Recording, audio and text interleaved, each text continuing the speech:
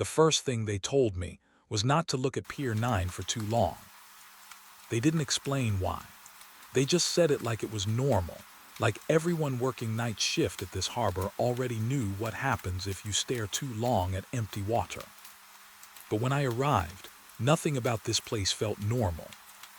The road leading to the dock was cracked and silent, like it hadn't been used in years. My headlights cut through thick fog that hung low over the ground, swallowing everything beyond a few meters. The harbor wasn't just empty, it felt erased, like someone had taken a busy place and slowly deleted every trace of life from it. Except one thing. On my assignment sheet, there was still an active vessel listed. MV Halcyon. Docked at Pier 9. Active status, ongoing. That made no sense. I slowed the car near the main gate and looked out through the windshield. Rows of cranes stood frozen like giant skeletons. Shipping containers sat scattered, half hidden in fog. No movement, no lights, no workers. Just silence. And Pier 9, somewhere deeper in the dark. My radio crackled as I stepped out of the vehicle. "New guard confirmed," a voice asked. I answered, trying to sound steady. "Yeah, reporting for night shift."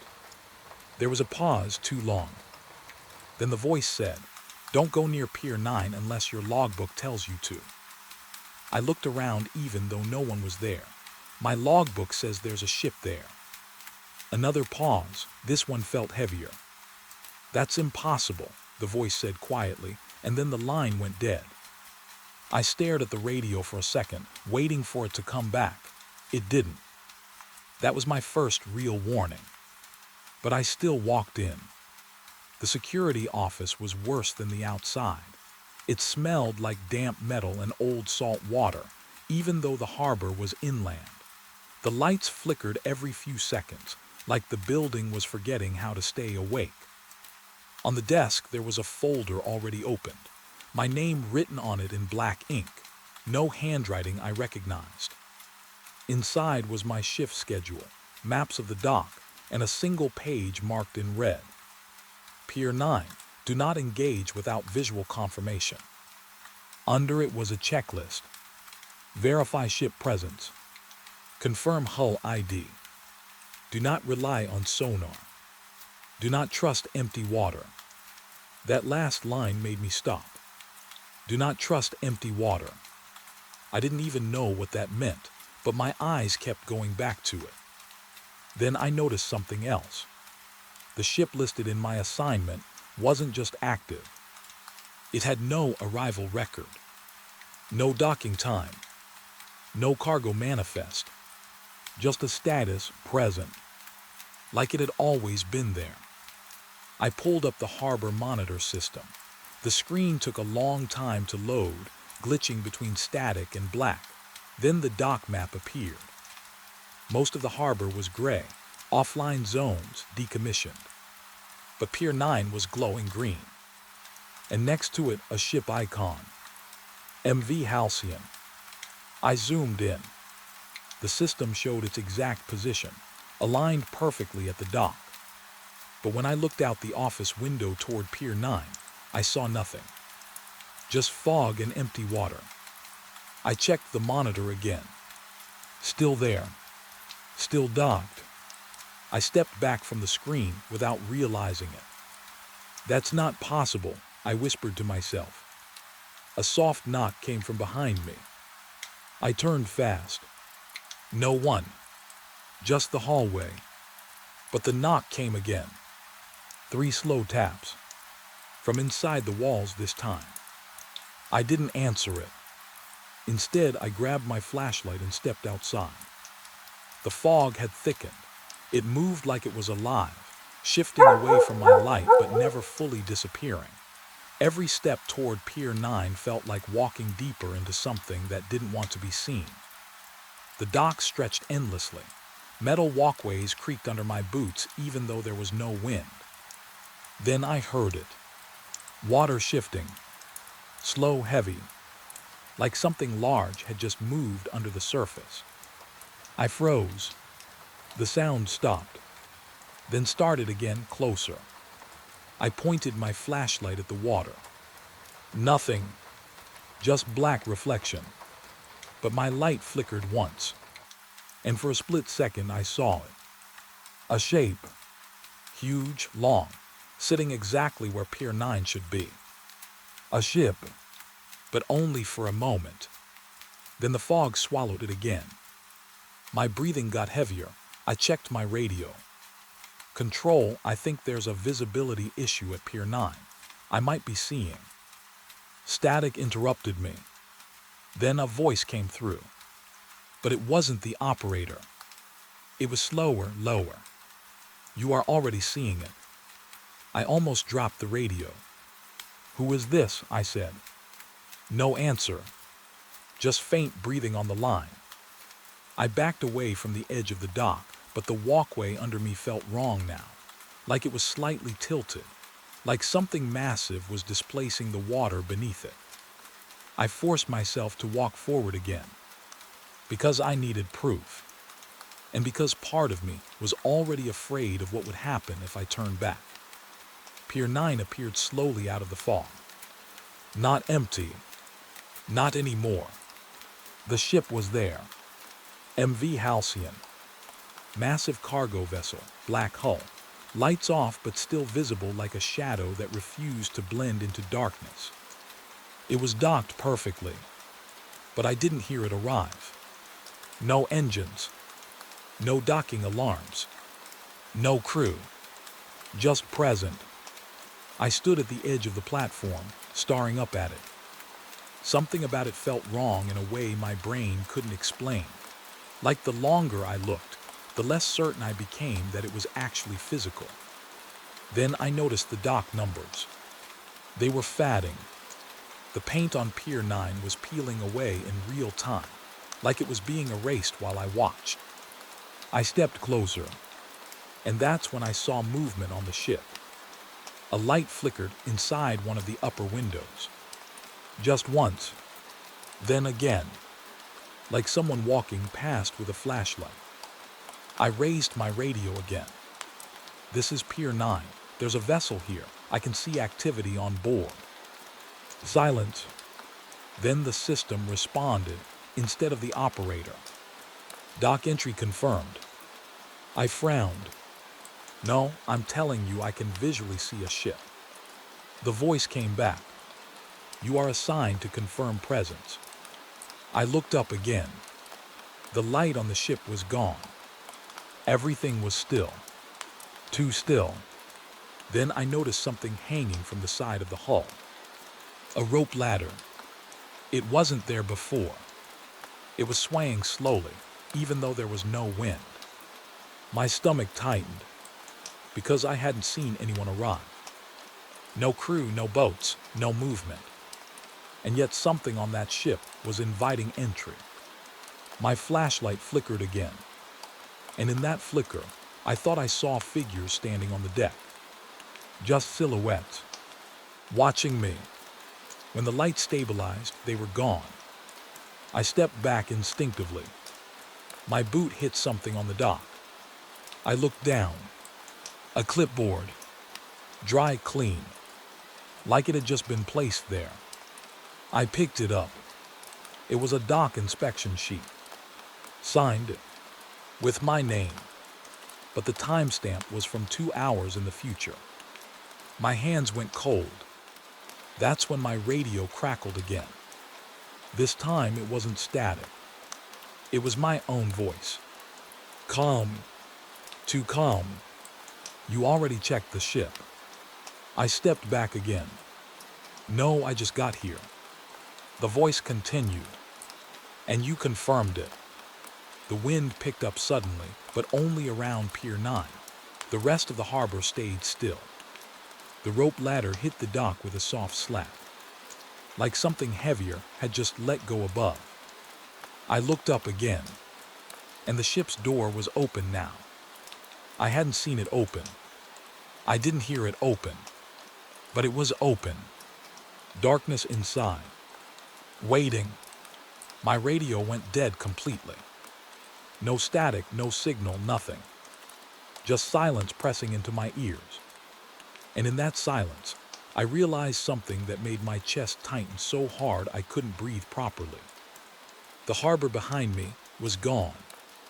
Not physically gone, just unregistered, like it had stopped existing on the map. I turned slowly back toward the office building, but it wasn't there. Only fog, only water, only Pier 9, and the ship, still waiting. The rope ladder swayed again, and this time, I swear I heard my name called from inside the hull. Not through radio, not through speakers, from inside the ship itself. Low, close, like it already knew I was supposed to board. And the worst part, I don't remember deciding to move. I only remember stepping forward. The camera feed didn't blink at first. That was the worst part. It looked normal, too normal. A clean black and white view of Pier 9. Calm water, still fog, no movement, no sound. But the ship was there again. MV Halcyon. Docked perfectly, like it had always belonged there. I leaned closer to the monitor, my eyes narrowing.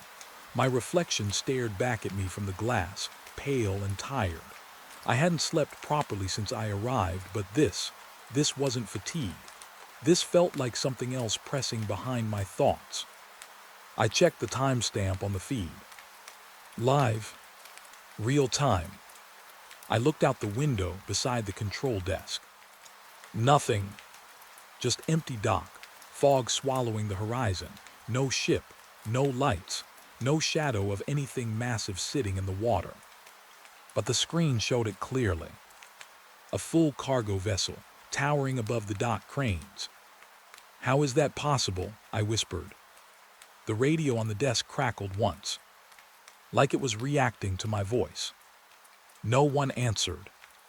I switched feeds, camera 2, camera 3, camera 4. All of them showed the same thing. The ship, from different angles. Some showing deck lights faintly glowing. Some showing movement near the railings. Shapes, human-shaped.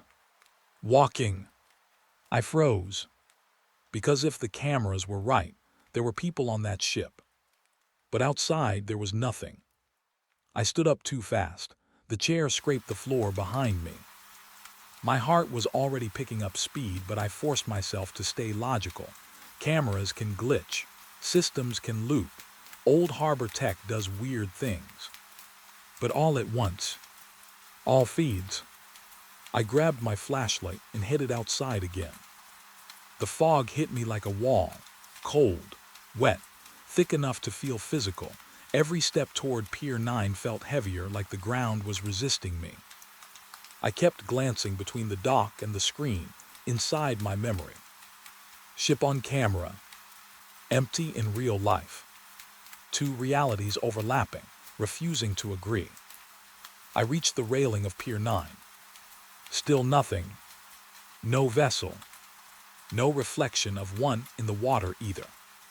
Just dark, flat surface stretching into fog.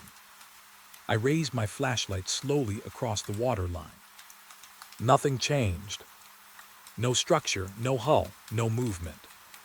I exhaled shaky. "System error," I muttered. But even as I said it, I didn't believe it. Because the air felt wrong. Too dense. Like something large was occupying space I couldn't see. I stepped back toward the control building, eyes still scanning the water. And then my radio burst alive. Not static. Not broken noise. A clear transmission. "Why did you leave the bridge?" I stopped walking. The voice was calm, familiar. My voice. I swallowed hard. "Who is this?" Silence followed. Then, "You were just here." My stomach tightened. I turned back toward the dock slowly. The fog shifted slightly, and for half a second, I thought I saw a silhouette on the water. Not on the dock. On the water. like something massive was sitting just below the surface, pushing up against reality. Then it vanished. I ran back inside. The camera feed hadn't changed. MV Halcyon, still docked, still alive on screen. But now something was different. One of the camera angles was zoomed in on the deck, and there was someone standing, not moving, just facing the camera, too far to see details clearly, but close enough to feel it looking back. I stepped closer to the monitor.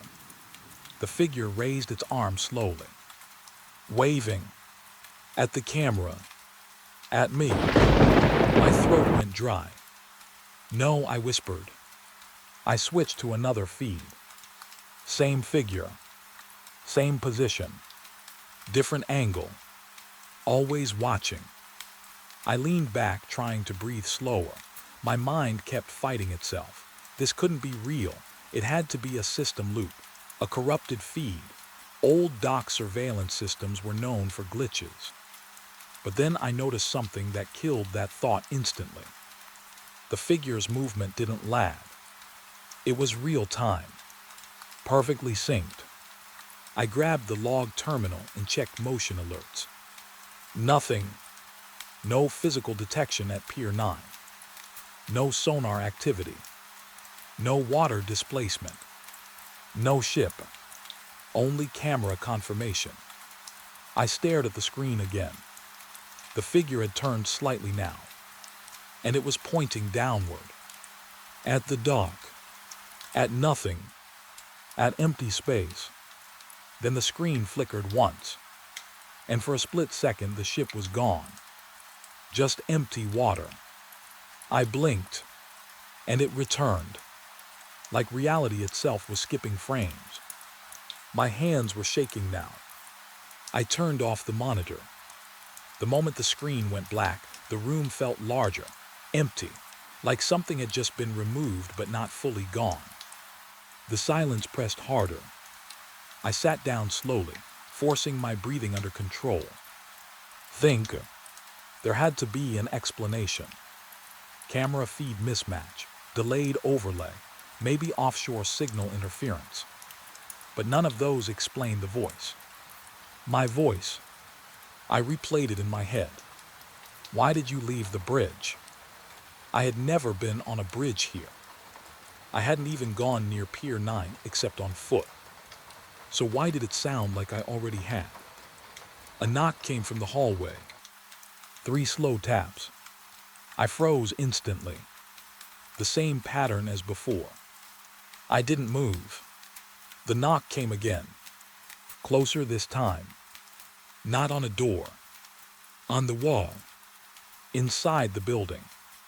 I stood up slowly, flashlight in hand. "Hello," I called out. No answer. Just the faint hum of the power system struggling to stay alive. I walked toward the corridor. Each step felt heavier. The knock stopped, but something else started. A soft dripping sound, like water leaking from somewhere above. I looked up. Ceiling was dry, completely dry. The sound continued anyway. I followed it down the hallway. It led me back toward the storage room, where the old manual logs were kept. The door was slightly open now. I hadn't left it like that. Inside, the shelves were untouched.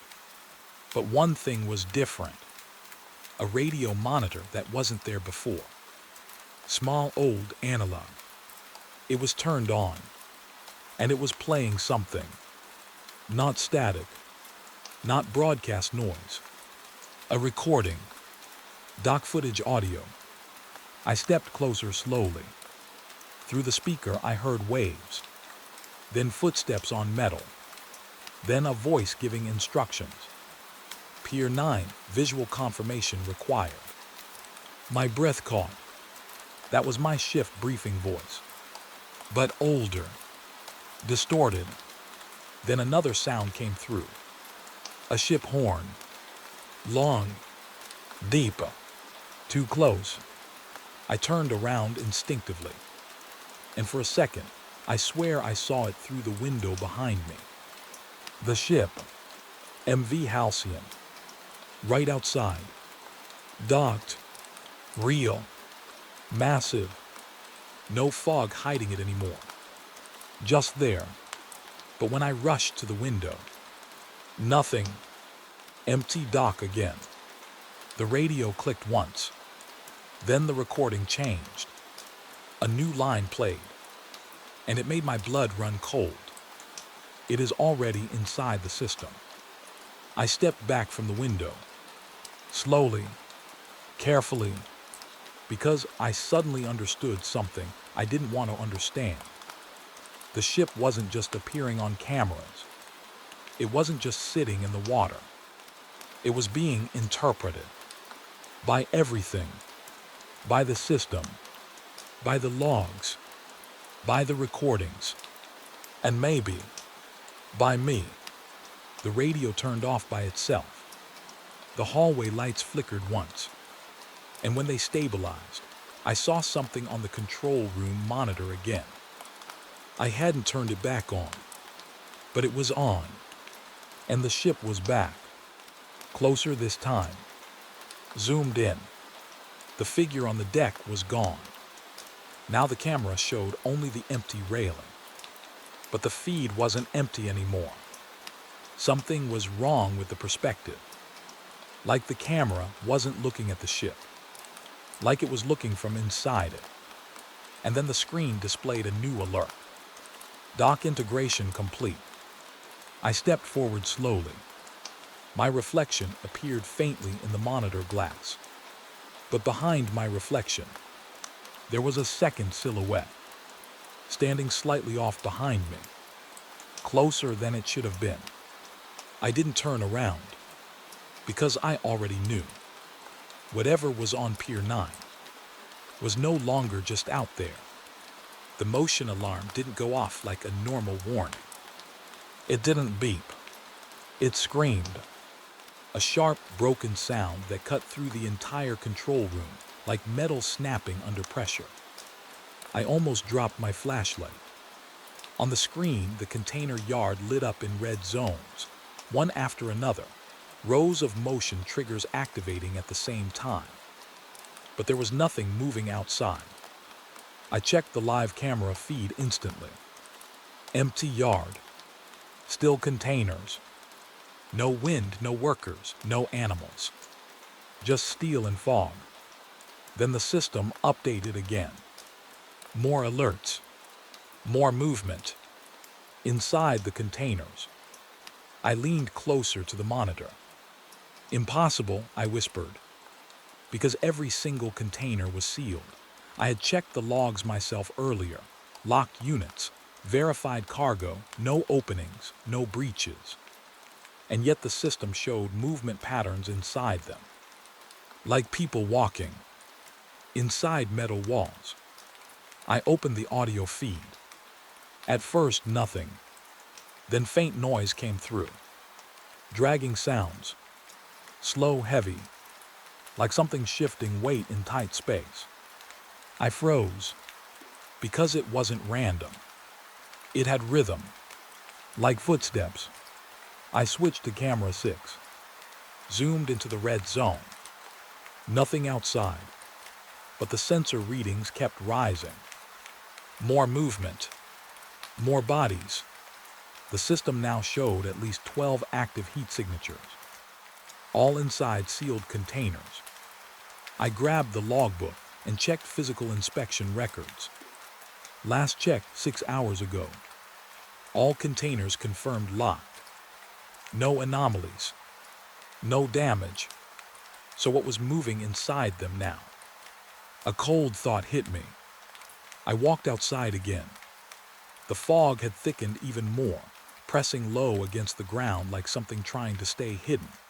The yard lights flickered weakly, casting long shadows between containers. Everything looked normal. Too normal. That made it worse. I approached the first container flagged on the system. Red marker blinking on my handheld scanner. Container 47B. According to the system, something inside was packing back and forth. I placed my hand on the metal. Cold. Still. No vibration. No sound. I knocked once. Metal echoed back. Empty. I exhaled slowly. System glitch, I told myself. Then the scanner beeped again. Movement spike. Inside. Right under my hand. I pulled away instantly. My heart started beating faster now, not from fear exactly, but from confusion, because my hand felt nothing. No motion, no heat, no life. But the machine insisted otherwise. I moved to the next container. Same result. No sound. No movement. But the system showed a figure inside, standing still now, facing me. I stepped back. My flashlight beam shook slightly. And that's when I noticed something on the container door. A scratch mark. Fresh. Like something had pressed from the inside. I leaned closer. It wasn't random. It looked like a handprint. But stretched. Wrong proportions. Too long. Too thin. My stomach tightened. I checked the next container. Same mark. Then another. And another. All showing pressure from inside. But none were opened. None were damaged enough to release anything. So whatever was inside, it was still inside. I heard a faint sound behind me. Metal shifting. I turned fast. Nothing. Just rows of containers standing like silent walls. But the scanner in my hand started going crazy again. All readings spiking at once. Every container. Every row. Simultaneously active. I backed away slowly. Okay, this doesn't make sense, I said under my breath. Then the radio on my belt crackled. Not static. A voice. Low, multiple voices layered together. They are awake. I froze. The radio continued. They are checking the walls. I swallowed hard. Who is this? No answer. Just breathing. But not human breathing. Too synchronized. Like one system imitating life. I turned toward the control building. The lights inside flickered once. Then went half dark. Something inside me told me not to go back in. But staying outside felt worse. Because now the containers were louder. I could hear them. Soft scraping from multiple directions. Not loud enough to be obvious. Just enough to feel wrong. Like something was moving slowly, testing the limits of space. I walked back toward the building anyway. Each step heavier than the last. The scanner still showed movement. Now more organized. Patterns forming. Lines of motion inside each container. Like mapping. Like learning.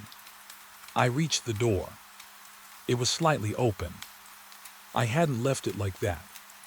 I stepped inside carefully. The control room was darker than before. Only emergency lights were on now, casting red tones across the desks.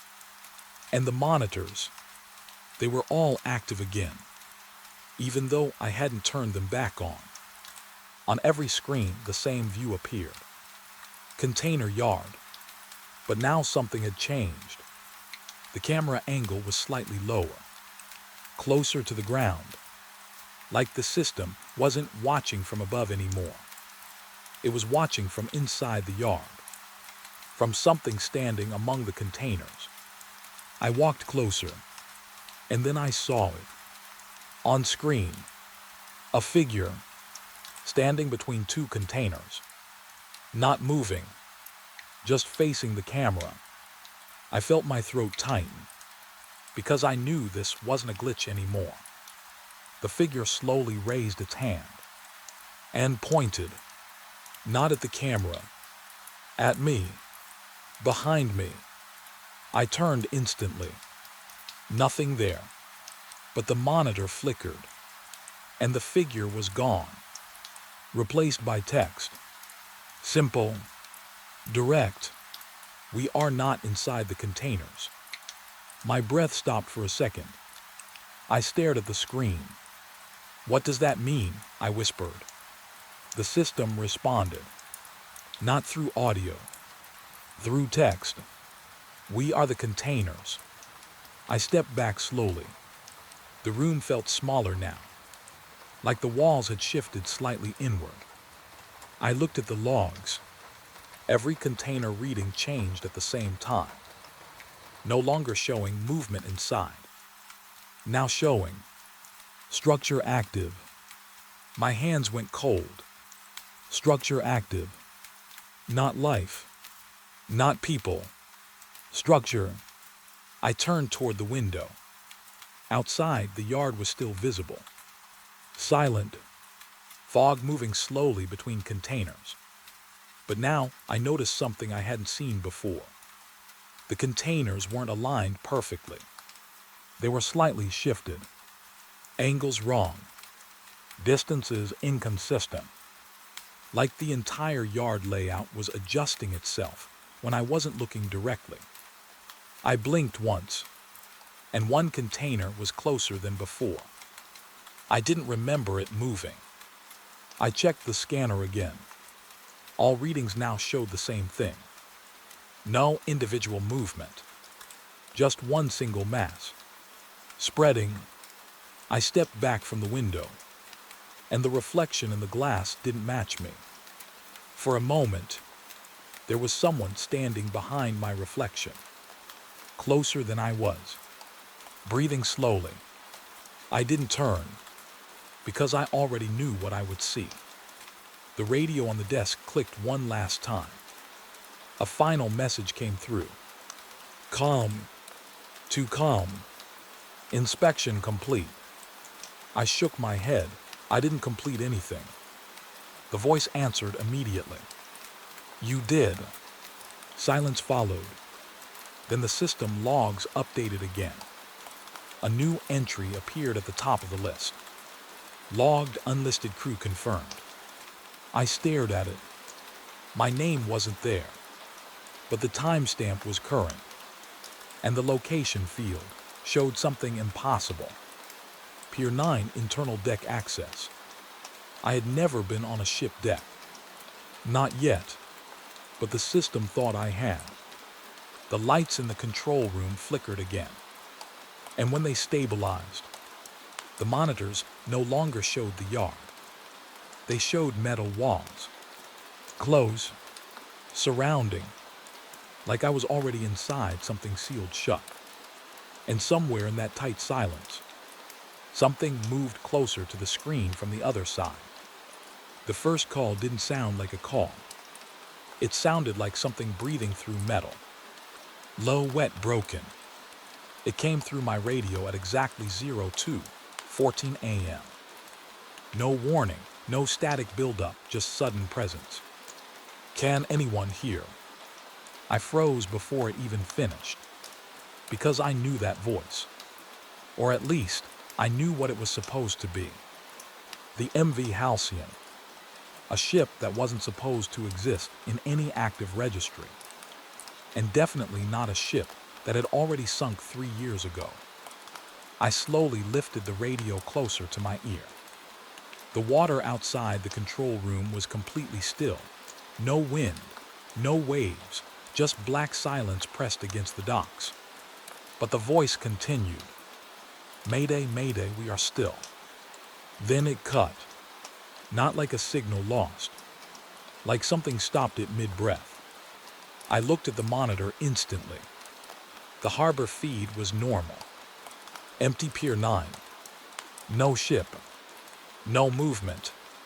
But the radio crackled again. This time louder. Closer. We are still on board. My hand tightened around the radio. That's impossible, I whispered. Because that ship didn't just disappear. It had been recorded. Logged. Confirmed sunk during a storm offshore 3 years ago. Crew lost. No survivors.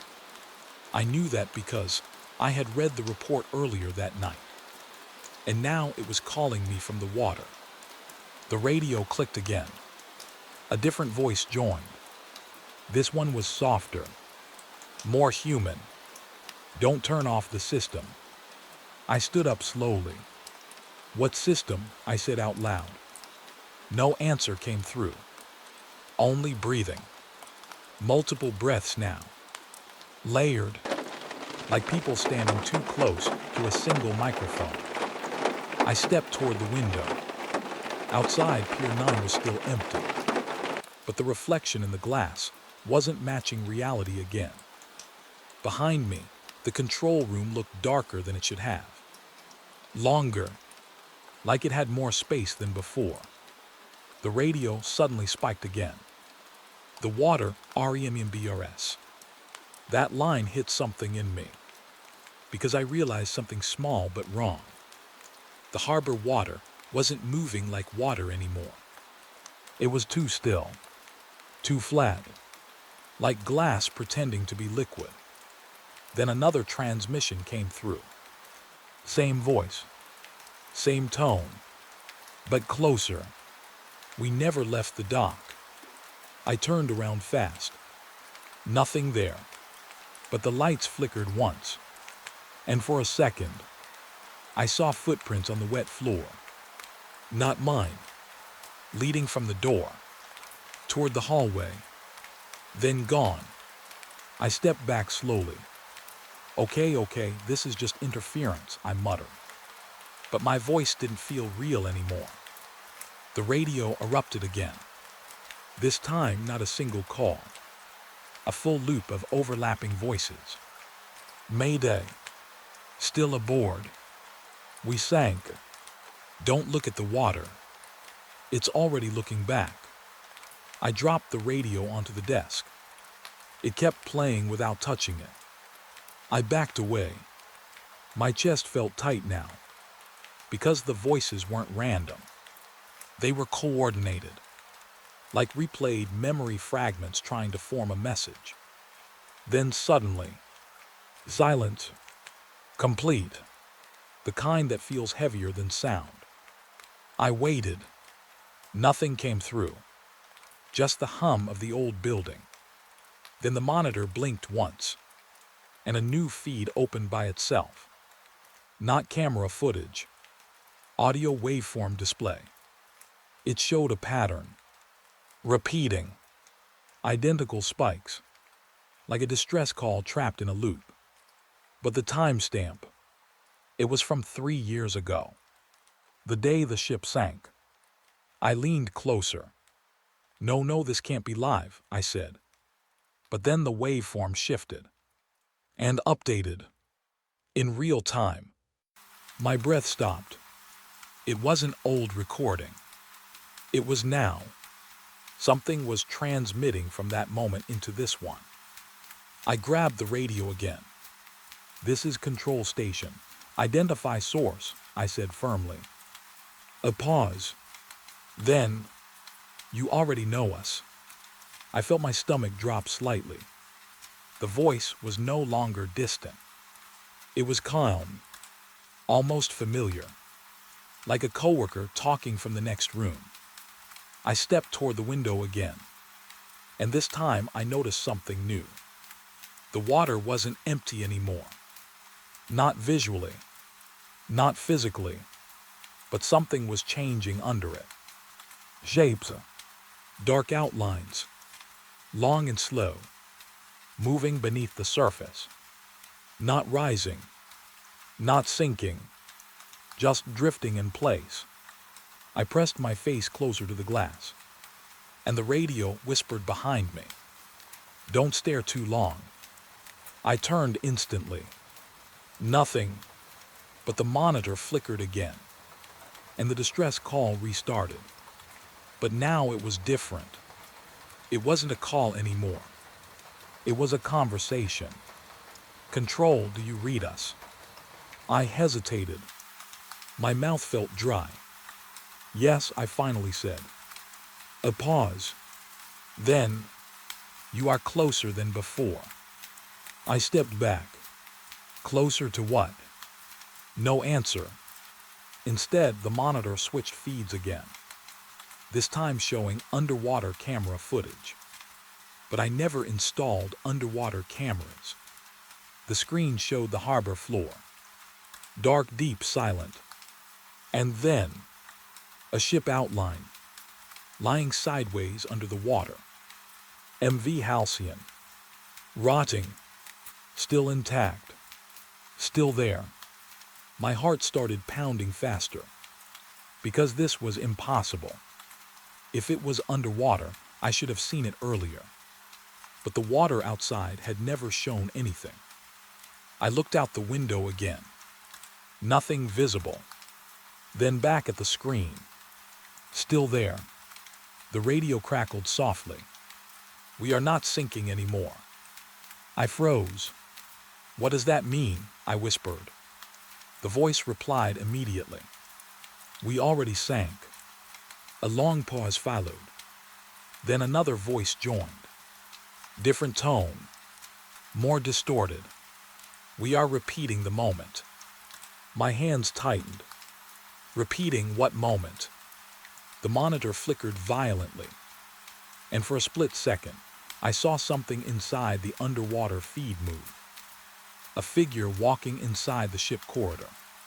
Slow, dragging something behind it. Then it stopped and turned toward the camera. But the face wasn't visible. Just darkness shaped like a person. The radio suddenly increased in volume. All voices together again. We never left the water. I stepped back so fast I hit the desk. Everything in the room felt tilted now. Like the building itself was leaning toward the harbor. The lights flickered again. And when they stabilized, water was dripping from the ceiling. I looked up.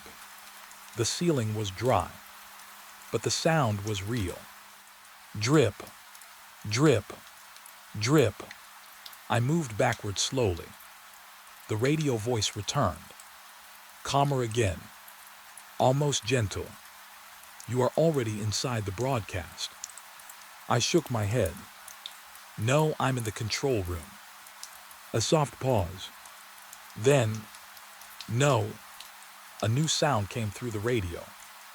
Not voices, not static, waves, but they were inside the building now.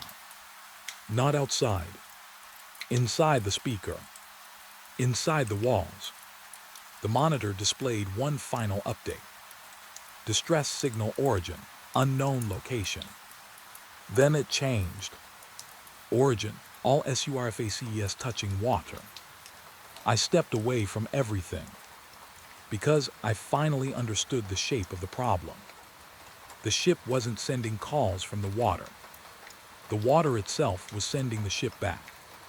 The radio hissed one last time, and a final voice came through, so close it felt like it was speaking directly into my ear. You are standing on the deck now. I froze, slowly turned toward the window, and for the first time, the reflection in the glass didn't show the control room behind me. It showed metal walls, rust, corridors, and water dripping from above. A ship interior. I stumbled back, but the reflection stayed the same. The radio fell silent. The monitor turned off by itself, and the only sound left was slow footsteps behind me, coming closer, not from outside, from inside the room that no longer matched the harbor at all. The documents weren't supposed to be there, at least not in this building. I found them inside a locked archive cabinet that had no power connected to it, no system access, no reason for it to even exist anymore. But the drawer opened anyway, slow, like it had been waiting for me specifically. Inside was a single folder. No label, just a stamped warning across the front. Structural record, do not distribute. My fingers hesitated before touching it, because the moment I saw it, something felt wrong in the air, like the building itself was holding its breath. I opened it, and the first page made my stomach tight immediately. Pier 9 DEC MSSONED Design Report. I blinked once. That didn't make sense. Pier 9 was active. It had always been active since I arrived. Ship's cameras, logs, everything pointed to a working dock. But the paper in my hand said otherwise. I flipped the page slowly and stopped breathing for a second. The blueprint wasn't like normal harbor layouts. It showed a structure extending into open water, but not supported by pylons or dock pillars. Just a flat extension, floating, no foundation below it. I leaned closer. "What is this?" I whispered. Then I saw the note scribbled in red ink across the margin. This section was never approved for load-bearing use. My heart skipped. Load-bearing, meaning it was never meant to support weight. Not ships, not cargo, nothing heavy at all. I turned another page. Engineering calculations, stress tests, failure warnings, all marked rejected. Every single version of Pier 9 design had been denied. But the final page, that's what made my hands go cold. It showed the completed version. Pier 9, fully constructed, but stamped across it in bold black letters. Non-existent structure. I stepped back from the cabinet. My breathing got shallow, because I knew what I was looking at now. This wasn't just a dock. It was something built without permission from engineering logic itself. I looked at the map again and noticed something I hadn't seen before. The blueprint didn't connect to land properly. It extended out, then simply stopped marking support zones. Like the structure continued into space where it shouldn't exist. But the real horror came from the handwritten note at the bottom, signed by multiple engineers. "We confirm Pier 9 cannot exist under known physical constraints. If observed, it is not structural, it is interpretive." I read that line 3 times. Interpretive. What does that even mean? My radio crackled softly on my belt. No voice, just static. Then a faint sound underneath it. Metal creaking. Slow, like something massive shifting weight far away. I turned instinctively toward the window. The harbor was visible through the fog. Pier 9 was there, still standing, still real. But now it looked different. Not physically, but conceptually. Like my mind was struggling to accept its shape properly. I closed the folder slowly, and that's when I noticed something else inside it. A smaller envelope, sealed, marked, "Final field note, do not open NEAR water." I froze, because I was already surrounded by water. Every direction outside the building led to it. I shouldn't have opened it, but I did anyway. Inside was a single photograph. Old, faded, black and white. It showed Pier 9, but not how it looks now. This version was under construction, half-built, workers standing on beams that didn't reach anything underneath. No support columns visible in the water. Just men standing in midair, hammering into nothing. I felt my throat tighten. Something was wrong with the geometry of the image itself. The horizon didn't align. The water didn't reflect light correctly. It looked like reality had been folded slightly out of shape. And then I saw it. In the corner of the photograph, a handwritten note. "Do not complete construction." My hands started shaking. Because the current Pier 9 outside was clearly completed, fully functional, ships docking, systems running, everything active. So why did the documents insist it was never finished? A loud metallic groan came from outside. I dropped the folder instantly and rushed to the window. Fog was thicker now, almost solid, but through it I saw movement. The silhouette of a ship. MV Halcyon. Docked. Impossible, because I had just seen empty water minutes ago. But now it was fully there, like it had always been there. I stepped closer to the glass, and my reflection didn't match again. Behind me in the reflection, the control room was no longer a room. It was a deck, metal floor plates, rust stains, chains hanging from above. I turned around fast. Nothing, just the archive room. But my hands were no longer steady. The documents on the floor started shifting slightly. Not from wind, from vibration, from something deep below the structure. My radio suddenly turned on by itself. A voice came through. Calm, too calm. You found the design.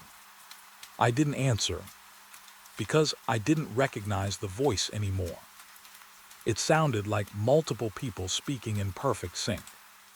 What is Pier 9? I asked finally. A pause. Then, it is a continuation point. My stomach tightened. A continuation of what? Another pause. Then the answer came. The thing that never stops arriving. I backed away slowly. No, I've seen ships dock. I've checked logs, it's a normal harbor. The radio hissed softly, then replied, normal is what it becomes after correction. My breath caught. Correction. That word felt like something heavy sitting in my chest. I looked down at the blueprint again.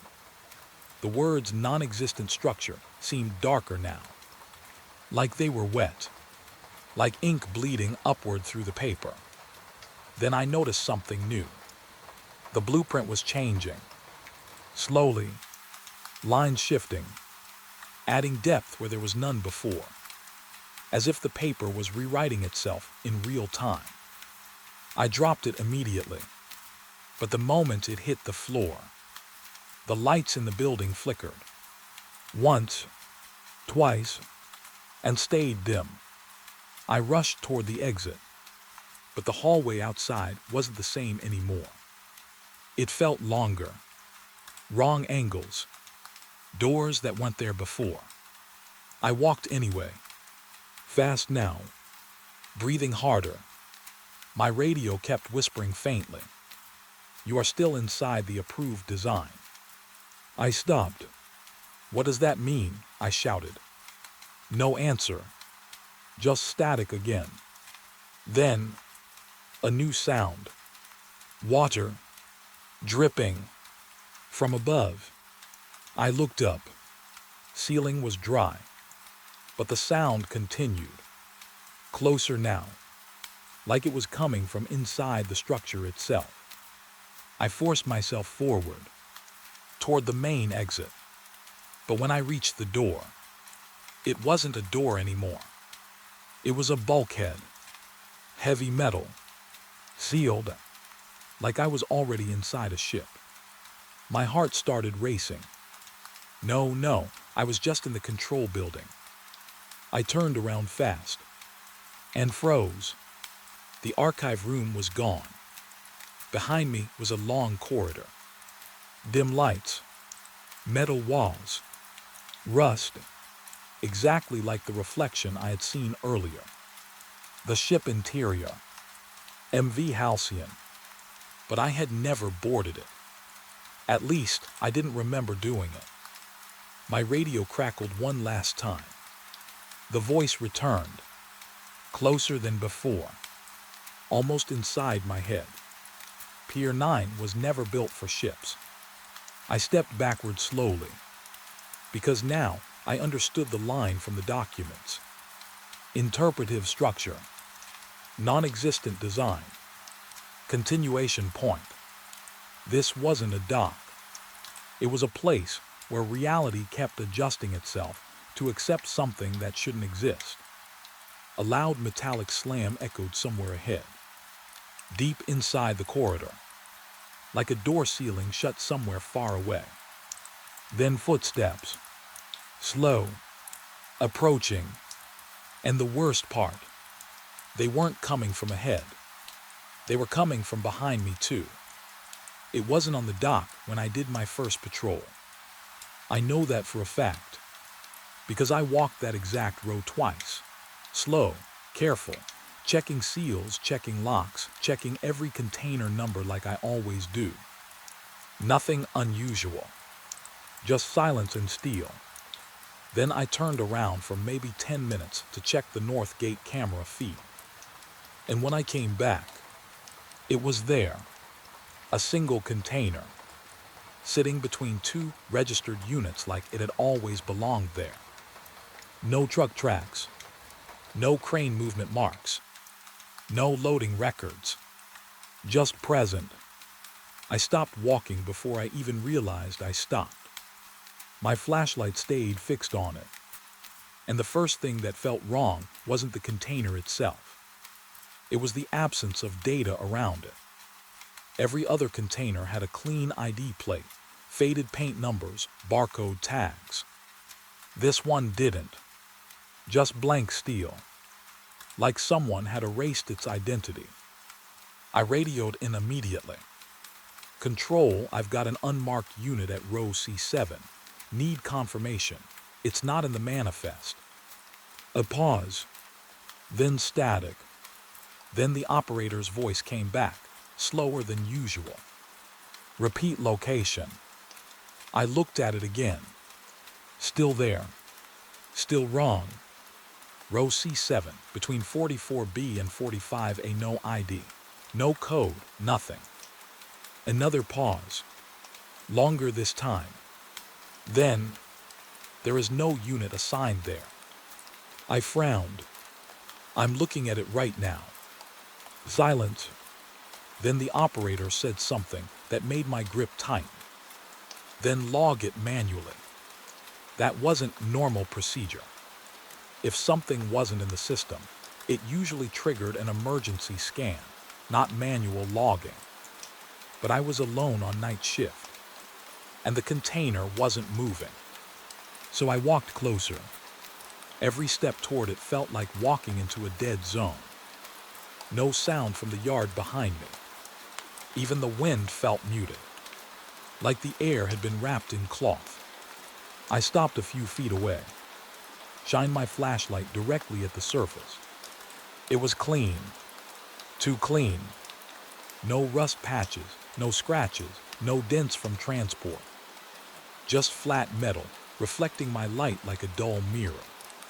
I walked around it slowly. No markings on any side. No serial plate. Nothing. I pulled out my scanner and ran it along the edge. No response. Like the container wasn't even recognized as an object. Just empty space pretending to be solid. That should have been impossible. Everything physical gets logged. Everything. Even broken pallets. Even scrap metal.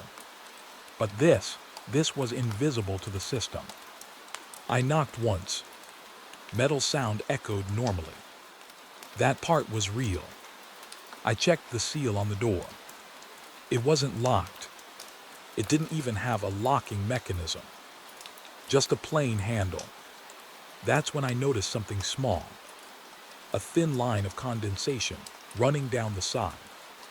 Fresh, like something inside was breathing. I stepped back instantly. "No way," I whispered.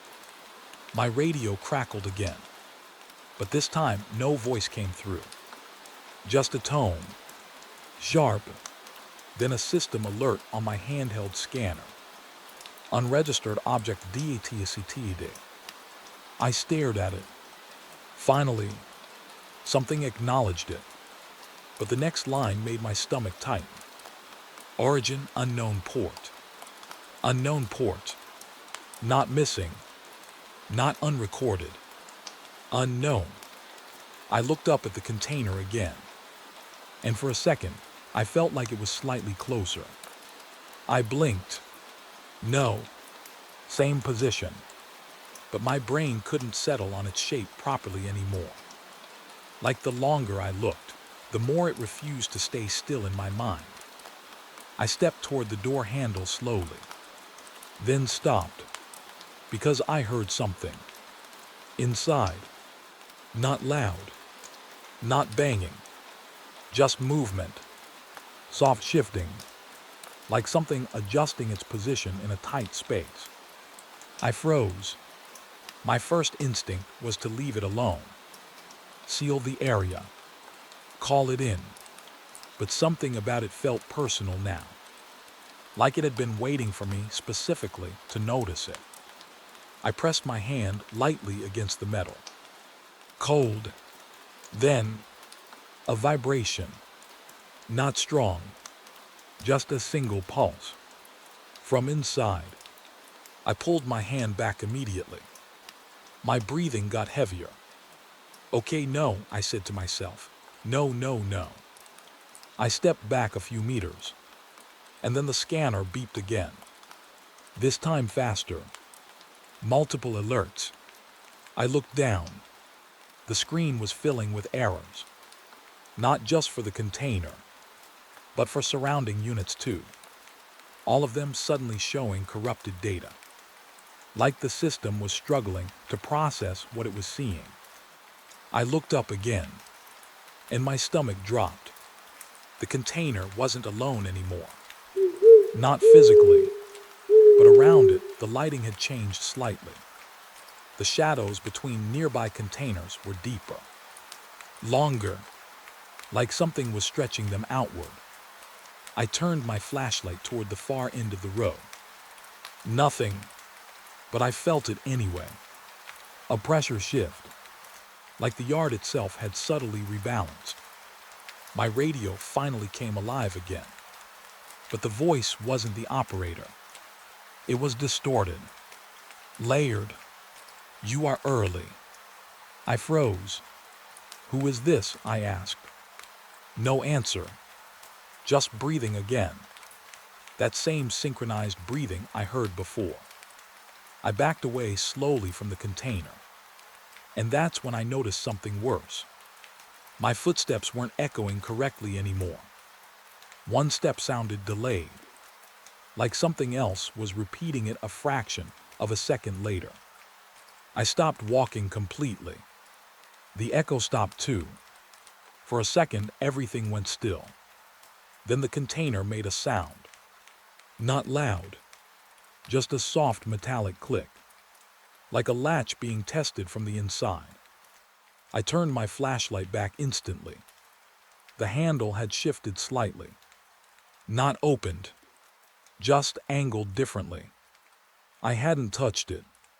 I hadn't even moved near it. My instincts screamed at me to leave. But I couldn't, because now there was something else. A faint marking appeared on the surface, slowly forming, like heat revealing hidden ink. Letters, not printed, condensed from moisture. One word. Listen. I stepped back immediately. My radio cracked again. This time clearer. A voice I didn't recognize, but almost sounded human. Don't log it. I froze. What? Don't put it in the system, the voice repeated. Why? I asked. A pause. Then, because it will answer. That line hit harder than anything else tonight. I looked at my scanner again. It was still running, still trying to classify the container. But now the screen flickered, and a new entry appeared. Auto-generated. Container status active. My blood went cold. Active. That meant life. or something close enough for the system to accept it. I backed away further. The container stayed still, but I swear I felt it watching me now. Not physically, not visually, just awareness. Like something inside had finally noticed I noticed it. The radio went silent again. No more voices, just empty channel noise. I turned to leave the row, and that's when every scanner in the yard activated at once. Beeping, all directions, every container, every row, all showing the same status. Active movement, DATCTD. My breath caught. No, this is wrong, I muttered. I spun around. The entire yard was still visually empty, but the system didn't agree anymore. And then, the container behind me clicked again. This time louder. I didn't turn. I couldn't, because I understood something I didn't want to understand. It wasn't just one container anymore. It was the beginning of classification. And once something gets classified, it gets integrated. A slow sound came from behind me. Metal shifting, not opening, adjusting, like something inside was learning how to use the space properly. My scanner flashed one final message. Object accepting definition. And in that moment, I realized the worst part wasn't that the container was unlogged. It was that it wanted to be logged. Because something that doesn't exist in the system doesn't stay unrecognized for long. The crane stopped halfway through the lift, not because of a malfunction, but because the weight indicator went insane. I was standing right there when it happened. The container hadn't even fully left the ground yet, just a few centimeters up, enough for the cables to tighten. Then the display jumped. Normal load 8 tons. Actual reading 47 tons. Then 112 tons. Then it froze. The crane operator shouted from above, voice shaky through the speaker. This doesn't make sense. This thing is heavier than the entire stack limit. I stepped closer to the base of the container. It hung there in midair now, slightly tilted, chains groaning like they were holding something alive. Lower it back down, I ordered. But the operator didn't respond immediately. Instead, I heard breathing through the intercom. Slow, too close. Then his voice came back. It's changing the tension. I frowned. What does that mean? No answer. Just a long metallic creak as the crane struggled. The container swayed slightly. And for a second, it felt like it swayed on its own. Not from wind, from something inside reacting. I stepped back instinctively. Cut the lift, I said. Put it down now. The crane slowly began lowering it. But the moment it touched the ground, the shockwave shouldn't have happened. But it did. A deep, heavy thud spread through the dock like something massive had just fallen from a great height. The ground vibrated under my boots. Every nearby container rattled. Even the floodlights flickered. I staggered slightly. What the hell? I whispered. The crane operator went silent. No radio, no confirmation. Just dead air. I looked up at the container, now fully grounded. But the strange thing was, it looked unchanged. No dents, no structural shift. Like nothing unusual had happened. Except the feeling in the air was different now. Heavier, denser, like pressure had increased around it. I walked closer again, slower this time. Each step felt like resistance. Not physical, emotional, like my body didn't want me near it. I placed my hand on the side of the metal. Cold, too cold. Then, a pulse. From inside, not a vibration from machinery. Something organic, like something pressing outward, then stopping. I pulled my hand back instantly. No, no way, I muttered. I pulled out my handheld scanner again, ran it along the surface. At first, nothing. Then suddenly, error. Then, undefined mass DATSCTD. I stared at the screen. Undefined mass. Not object. Not cargo. Mass. I stepped back a little. My radio crackled. No voice. Just static layered with something else. A low dragging sound, like something shifting slowly across metal floors. I looked at the container again, and this time I noticed something I missed before. The container wasn't sitting evenly anymore. One corner had sunk slightly into the ground, but the ground itself wasn't damaged. It was like the container was heavier than the earth beneath it could support. And yet the ground wasn't cracking. It was adapting.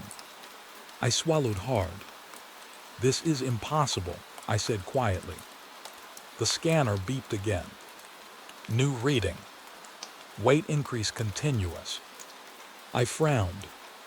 That's not how weight works. But the number kept rising. 112 tons.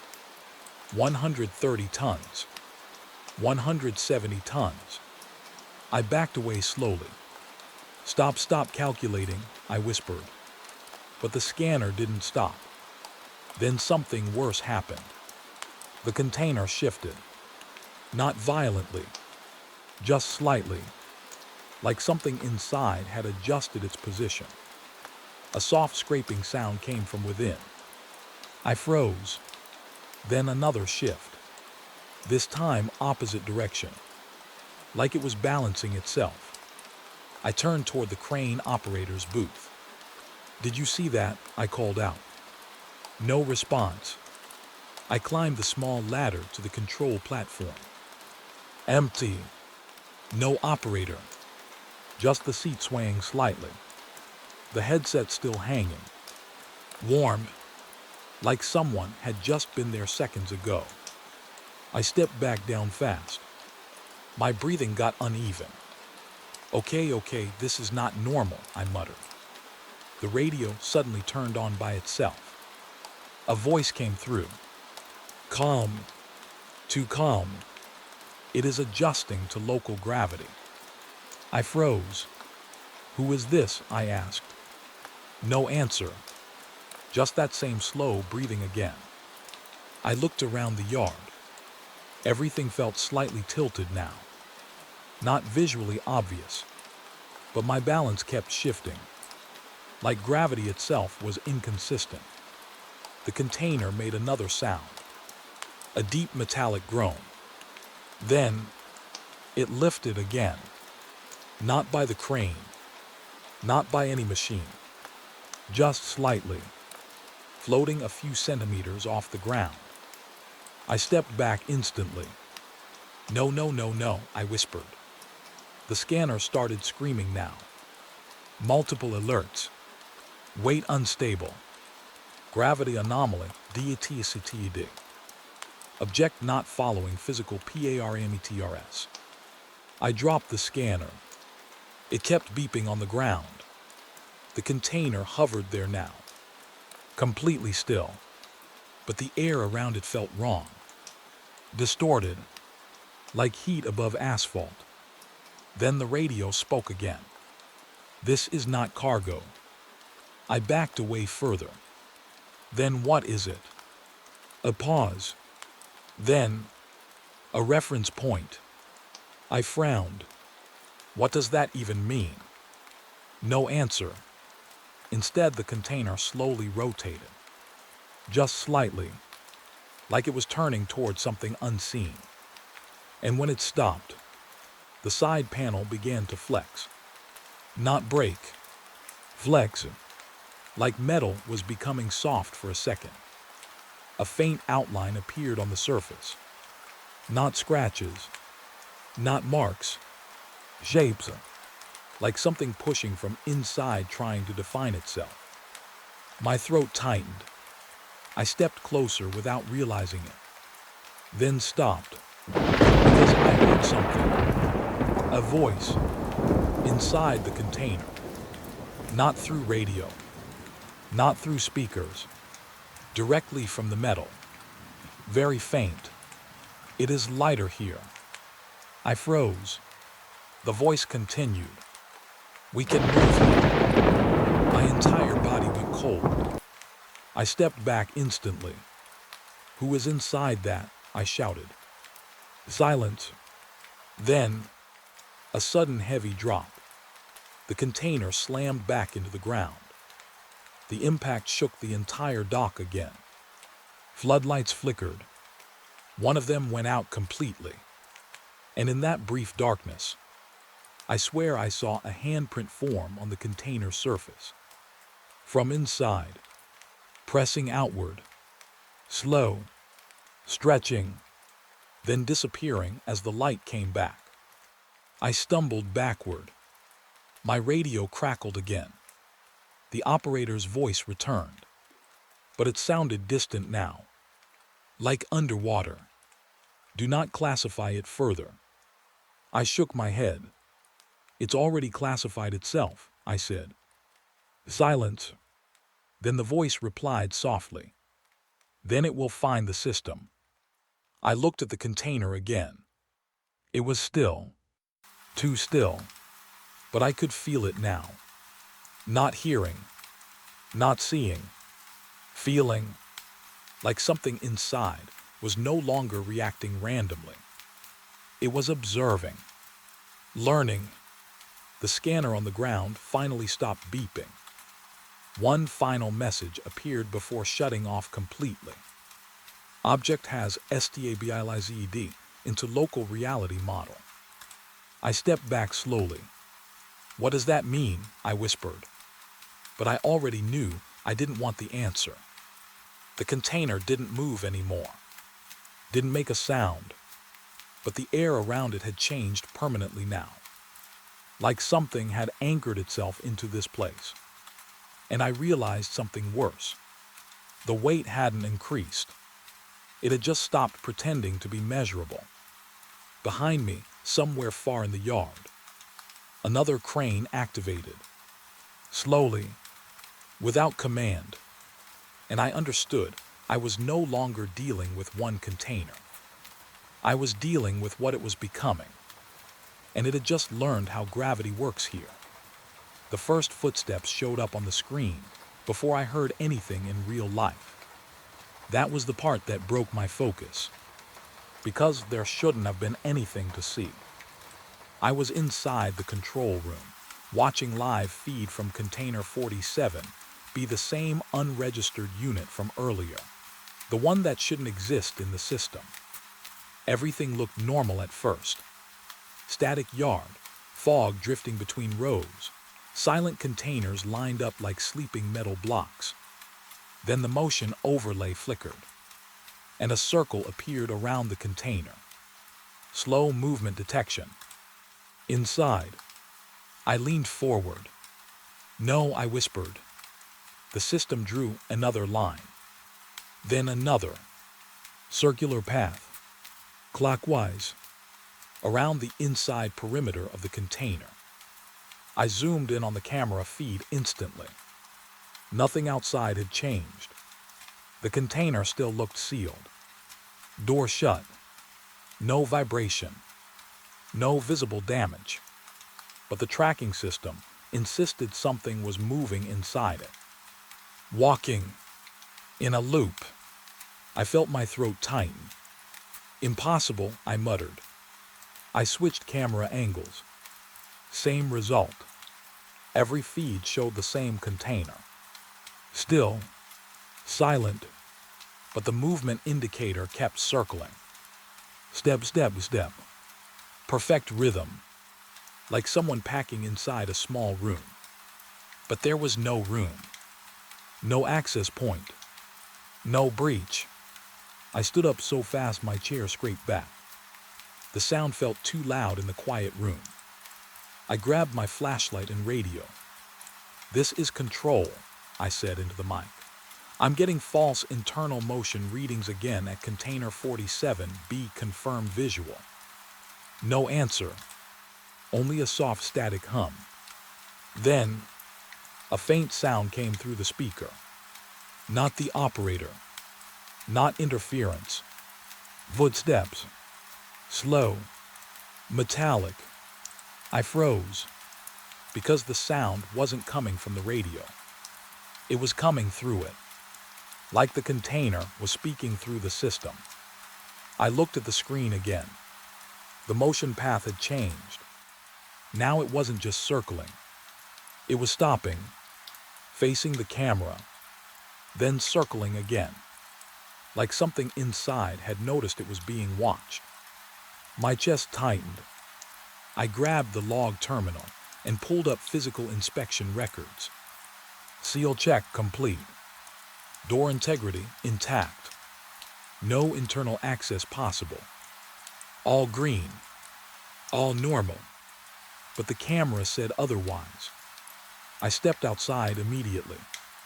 The fog hit me like a wall again. Thick, heavy still. The yard lights were weaker tonight, flickering slightly like they were tired.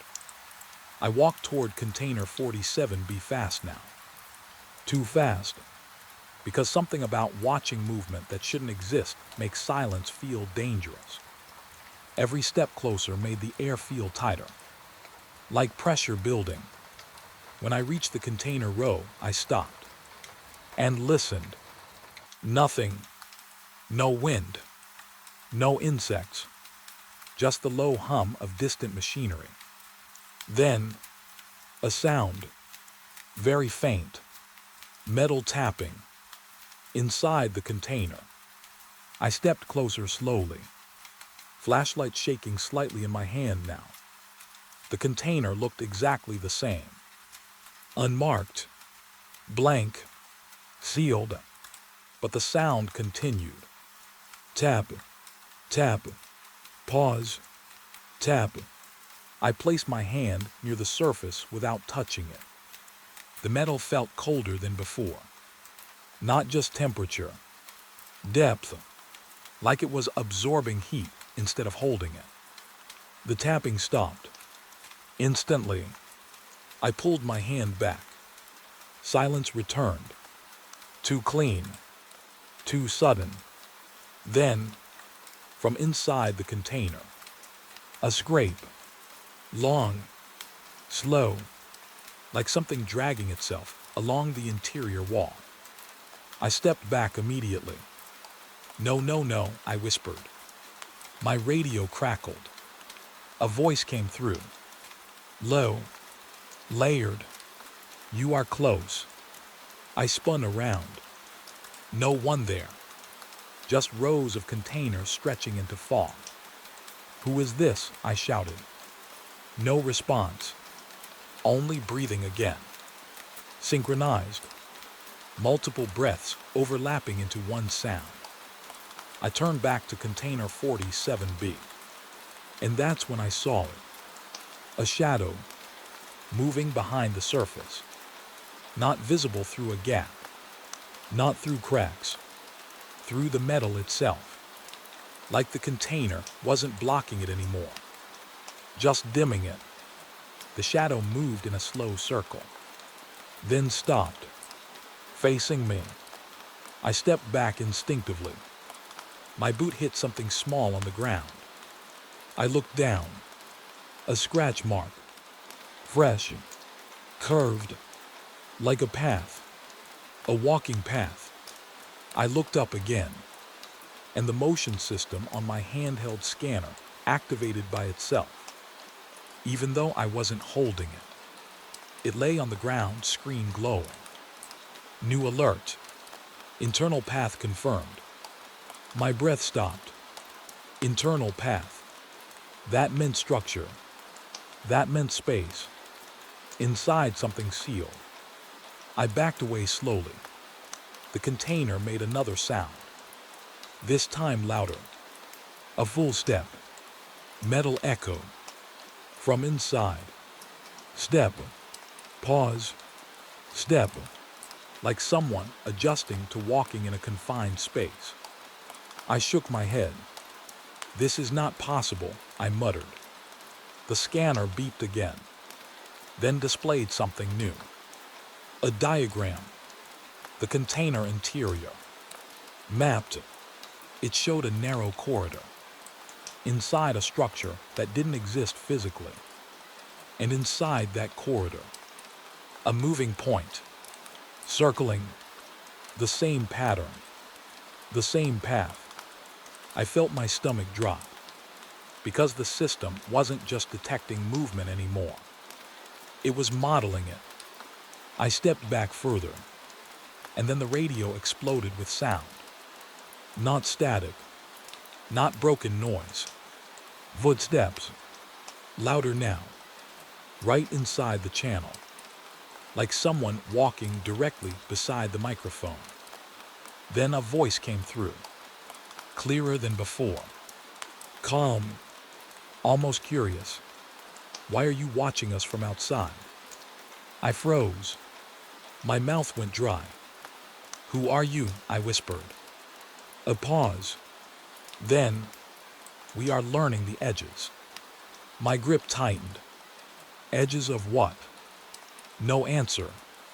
Instead, the footsteps inside the container stopped. Dead silence. Then a single knock. From inside. Harder than before. The container vibrated slightly. Just a fraction, but enough for the ground beneath it to respond. A low hum spread through the metal floor. I stepped back quickly and saw something worse. The container door, still sealed, was no longer flat. It was slightly bulging outward. Not breaking, not opening, just reshaping. Like pressure inside was changing the definition of the metal itself. The scanner on the ground flickered. New message. Structure adapting to internal motion. I shook my head.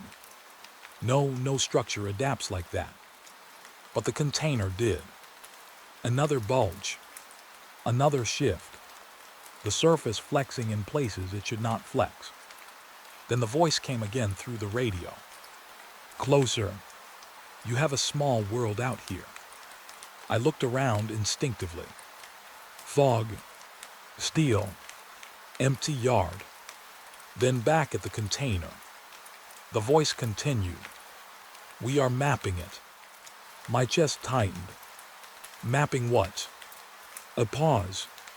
Then, your silence. That hit differently. Because I realized the container wasn't just holding something. It was observing and learning the environment through absence, through gaps, through what wasn't there. I stepped forward slightly without thinking. The container responded instantly. Another step inside, matching mine. Perfect timing. I froze. The footsteps inside stopped too, mirroring me. I moved my hand slightly. Inside sound reacted. I moved back. It mirrored again. My breathing got shallow. No, this is copying me, I whispered. The radio answered immediately. Yes. Simple. Direct. Too certain. I backed away completely now. And the container stopped responding. Silence returned. Heavy, but not empty anymore. Filled, like something had fully understood the pattern now. Then the scanner beeped one final time. Behavioral mirror established. I stared at it. Behavioral mirror. I felt my skin go cold, because I finally understood what I was dealing with. It wasn't just movement inside a sealed space. It wasn't even a breach of physics anymore. It was observation becoming structure. Replication forming inside containment. Something learning how to behave by watching the outside world. and I had been standing too close for too long. Behind me, the yard lights flickered once, and in that flicker, I heard footsteps again. Not inside the container this time. Outside, closer than before, matching mine exactly. The system updated itself without me touching anything. That was the first thing that felt wrong. I was standing in the control room staring at container 47B on the live feed, still, silent, same as before. Then the screen flickered once, just a small blink, and every terminal in the room refreshed at the same time. No command entered, no operator input, just automatic rewrite. I leaned closer. Did the system just update itself? I muttered. The answer appeared before anyone spoke. On every monitor. Same line. RETURNED cargo. Do not open under any circumstances. I froze. My eyes locked on the text. Returned, I whispered. That didn't make sense. The container had no origin record, no shipping entry, no unloading history. You can't return something that was never sent. I checked the logs immediately. Container 47B status had changed. Before, unregistered object. Now, RETURNED cargo. No timestamp of update. No authorization signature. Just final. Like the system had decided it on its own. My radio crackled softly on the desk. No voice. Just a long, low static pulse. Then a faint sound under it. Metal sliding. Like something heavy shifting inside a confined space. I looked at the monitor again. The container feed was still active. But now there was a warning icon blinking beside it. Red. Constant.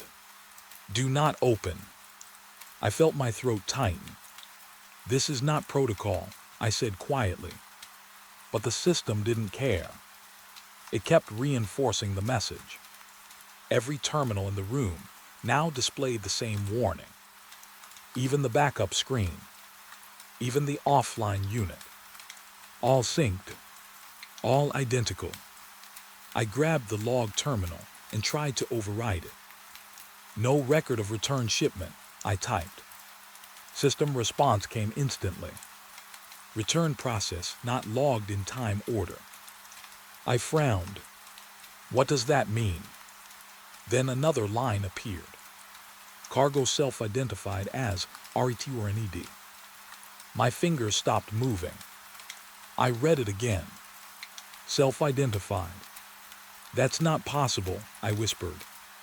The lights in the control room flickered once. And when they stabilized, the room felt different. Not visually, but like something had shifted in weight. Like pressure had changed. I turned toward the window. The yard outside looked normal. Fog drifting between containers. Silent steel rose. But container 47B felt closer somehow. Even from here. Like distance had shortened without movement. I checked the camera feed again.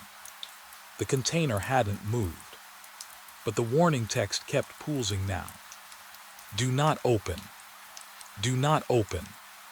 Do not open. Each repetition slightly faster. Like urgency building inside the system itself. My radio suddenly turned on by itself. A voice came through. Calm. Too calm. You should listen to the correction. I froze. Who is this? I asked. No answer. Just breathing. That same layered breathing again. Multiple sources sinking into one sound. I turned away from the screen slowly. This is a system override, I muttered. It's corrupted, it has to be.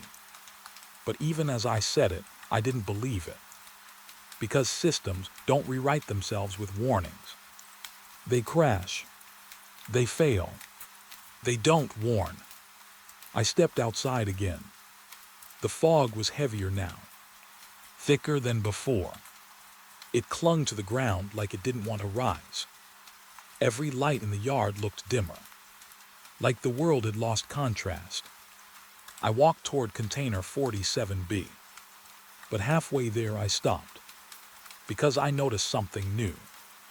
Other containers nearby now had the same label flashing faintly on their side panels. RET or NED cargo, not physically printed, but appearing in light, like projected memory. I blinked, then it disappeared. I looked again, still gone, but I felt it wasn't gone, just not visible in that moment. I kept walking, slow now, careful. The air felt tighter with every step. When I reached the container, I stopped, and immediately noticed the difference. The warning wasn't just on screens anymore. It was on the container itself. Not physically, but somehow present. A faint red glow pulsing along the metal surface, like the warning had become part of it. I stepped closer, and my scanner beeped once, then displayed status override active. I frowned. Override by what? No answer. Then the container made a sound, a low internal shift, like something inside reacting to the warning. I hesitated, then spoke softly. You're classified as returned. Silence. Then, a voice came from inside. Not through radio, not through system, directly from the metal. Yes. I stumbled back immediately. My breath caught. That's not possible, I whispered. The container responded again. Calm. Simple. We were sent back. I shook my head. No one sent you anywhere. You weren't registered. A pause. Then, that is why we returned. My stomach tightened. The idea didn't make sense, but the tone did. It wasn't hostile. It wasn't angry. It sounded factual, like describing weather. The scanner beeped again. New message. Return status confirmed by object. I stared at it. No, I whispered. No, that's not how classification works. But the system didn't respond to me anymore. It responded to the container. The radio on my belt crackled violently. Then the voice returned. Louder now. We corrected the entry. I stepped back. What entry? I shouted. Silence. Then, your system forgot us. I felt my skin go cold. I turned toward the yard, and for a second, I noticed something I missed before. Some of the container IDs in the distance were flickering, not stable anymore, like being rewritten. Numbers changing slowly, reassigning themselves. I backed away from container 47B slowly. This is just data corruption, I muttered. It's just data. But even I knew that wasn't true anymore, because the container wasn't just being labeled. It was responding to labels, like identity itself was part of its structure. The radio suddenly clicked again. A new voice came through. Different, softer, almost tired. We do not belong here anymore. I froze. Then where do you belong? I asked quietly. A long pause. Then, where the system remembers us correctly. The lights in the yard flickered. Once, then twice. And when they stabilized, the warning on the container changed. Do not open. Became. Do not reclassify. I stepped back immediately, because I understood the shift. This wasn't about physical danger anymore. It was about definition, about how the system perceived existence. And something inside container 47B was fighting to be defined correctly. The scanner on the ground suddenly powered down. All at once, like it had been manually disconnected. Then the radio went silent too. No static, no voice, just dead air. I looked at the container again. It was still, completely still. But now I could feel something different. Expectation, like it was waiting for me to decide what it was. I took a slow step back, and the container responded immediately. The warning text brightened, as if reacting to my movement. I stopped. It stopped. I moved slightly. It mirrored, not physically, but conceptually, like the system itself was syncing with my attention. I whispered, "You're not cargo." Silence. Then the container answered. "No." A pause. Then, "We are correction." That word hit harder than anything else tonight. Correction, not error, not anomaly. Correction. The yard lights flickered again. And in that flicker, I saw something I shouldn't have. All the nearby containers. For just a fraction of a second, they all displayed the same message. RETURNED.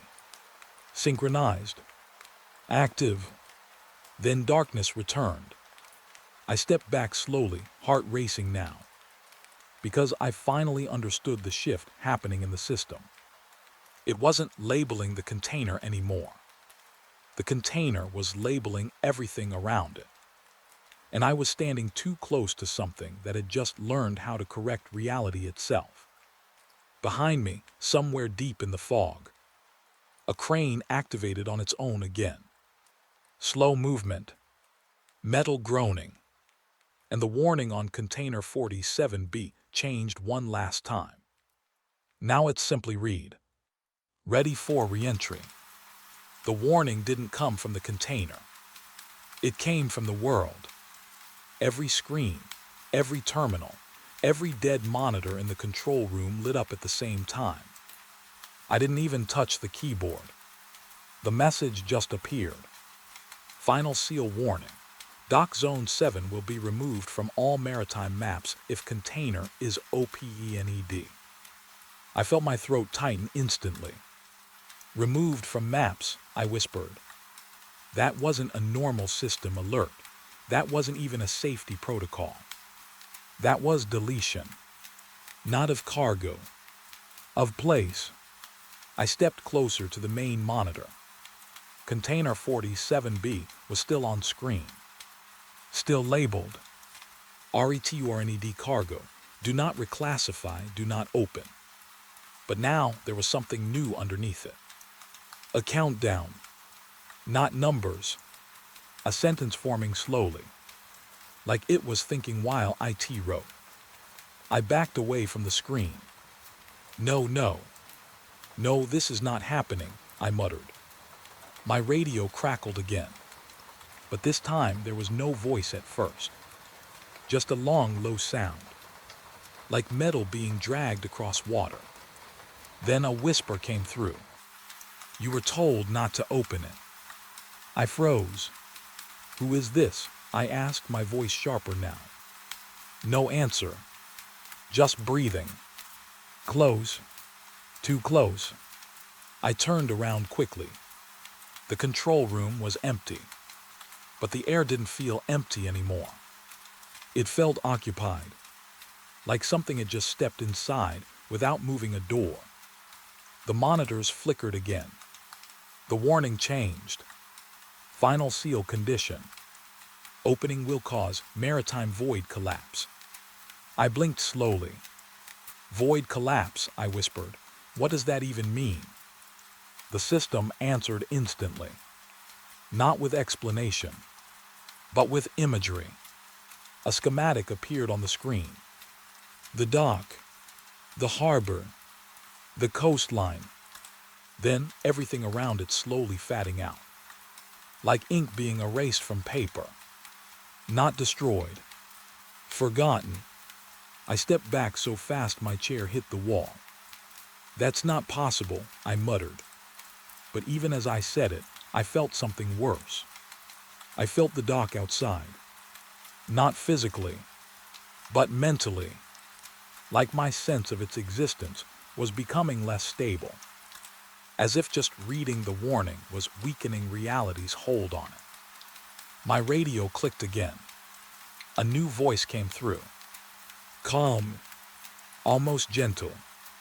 You are standing inside the boundary. I swallowed hard. What boundary? A pause. Then, the one that keeps us from being unmade. I shook my head. No, you're not making sense. This is a cargo dock. It's a container yard. Silence. Then the voice answered. Not anymore. The lights in the control room flickered. Once, twice, and when they came back, the maps on the wall had changed. I didn't touch them, but I saw it clearly. Dock Zone 7 was fatting. Not torn, not removed, just thinning, like it was becoming harder to see. My breath got shallow. No, no, no, I whispered. I ran to the console and pulled up the emergency seal override. My fingers shook as I typed. Seal container 47B, lock all systems. Freeze classification. System response came instantly. Access DNID. I froze. That's not possible, I muttered. Then another line appeared. Override locked, BY container status. I stepped back slowly. The container had locked the system, not the other way around. My radio crackled again. This time the voice was different. Closer, almost inside the room. If you open us, we stabilize. I turned around fast.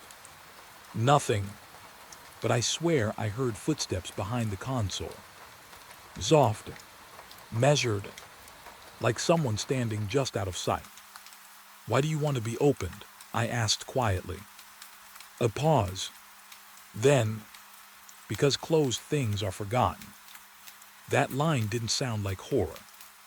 It sounded like logic, like a rule it believed in completely. I felt my chest tighten. You're not supposed to exist, I whispered. The response came immediately. We already corrected that. The screens flickered again, and suddenly every terminal displayed the same thing. Notification. Container status finalization required. Open or accept erasure. I stepped back slowly.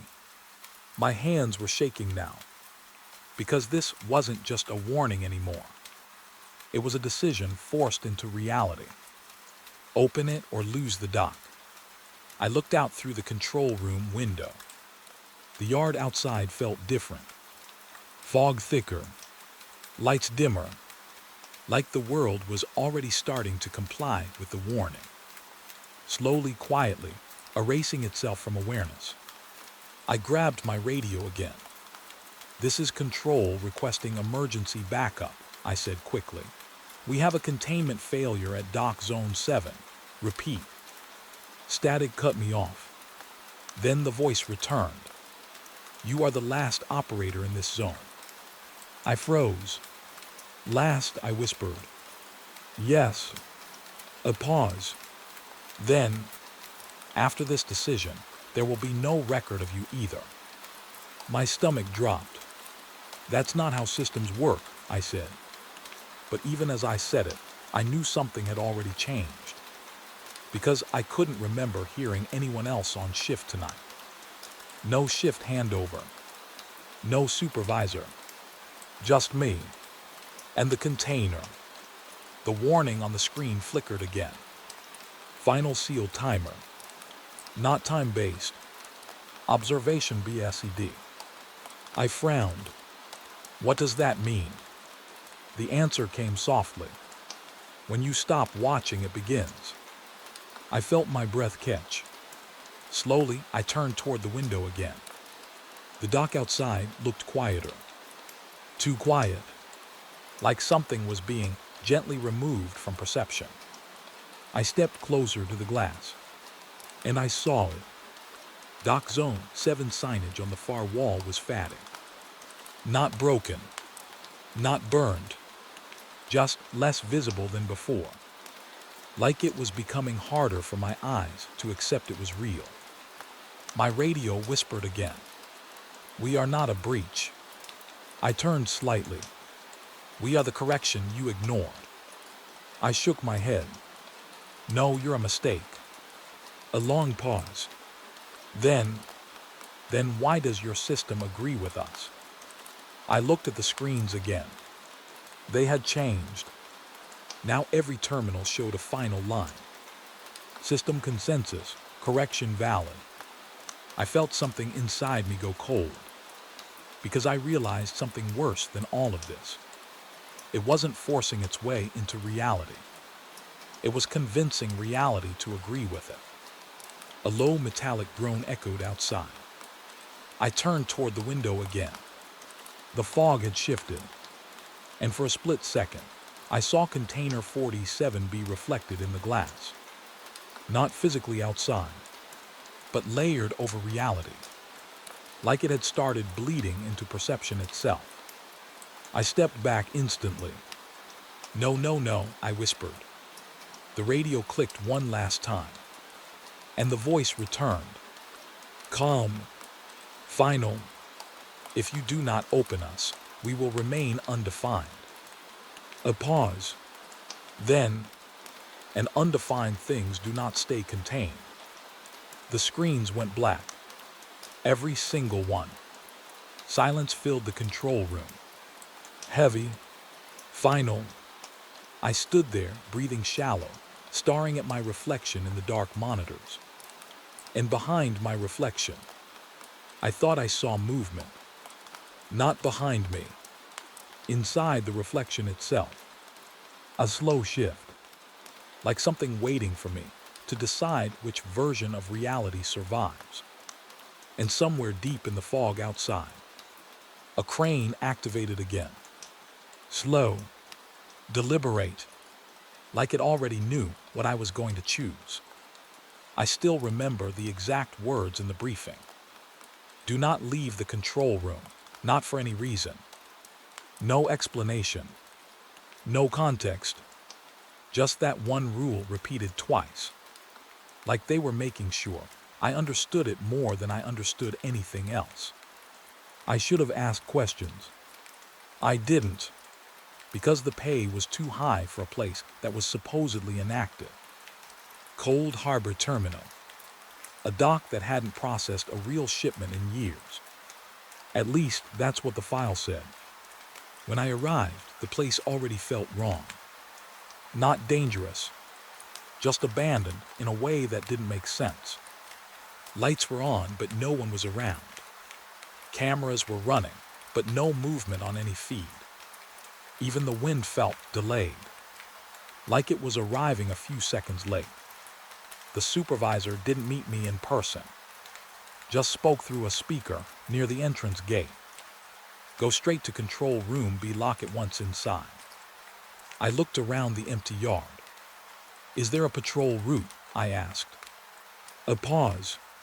Then, no, that was it.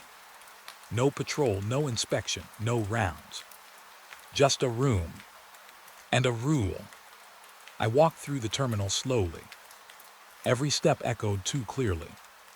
Too clean. Like sound had nowhere to hide here. Container rows stretched into fog on both sides. But none of them had movement lights. No active systems. Still, everything was powered. That was the first contradiction I noticed. A dead port that refused to turn off. When I reached control room B, the door was already open. That should have been my second warning. Inside was simple.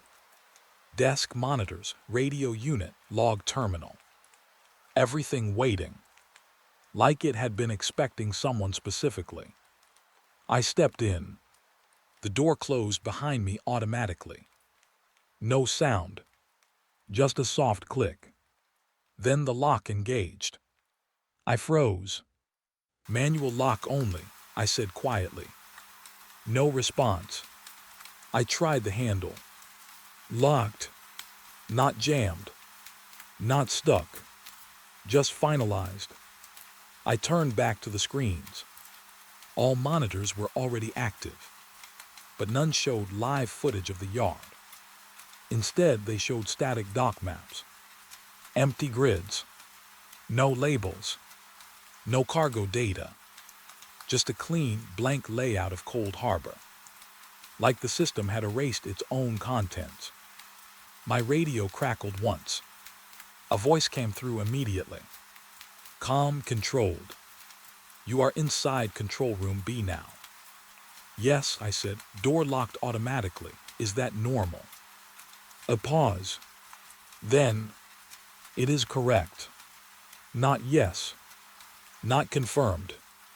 Just correct. Like nothing else mattered. I frowned. Where is everyone else? Silence. Then the voice answered. You are alone on assignment. I looked at the empty desk beside mine. There was another chair. Warm. That made no sense. I touched it. Still warm. Like someone had just stood up seconds before I arrived. Someone was here, I said. No, the voice replied instantly. I stepped back slightly. The monitors flickered. For a second, I saw something else behind the map.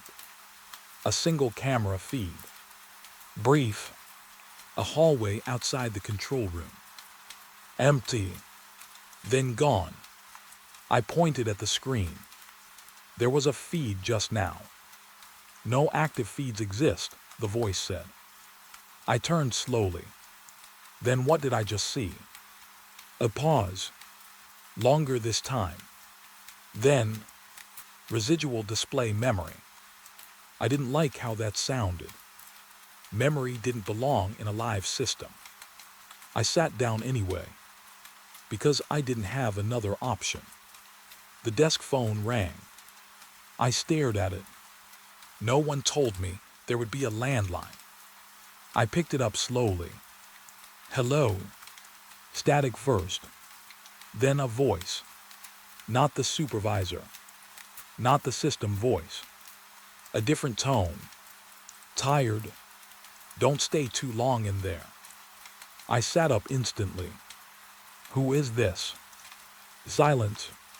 Then, they don't reset the room properly anymore. The line cut. Just like that. I stared at the phone.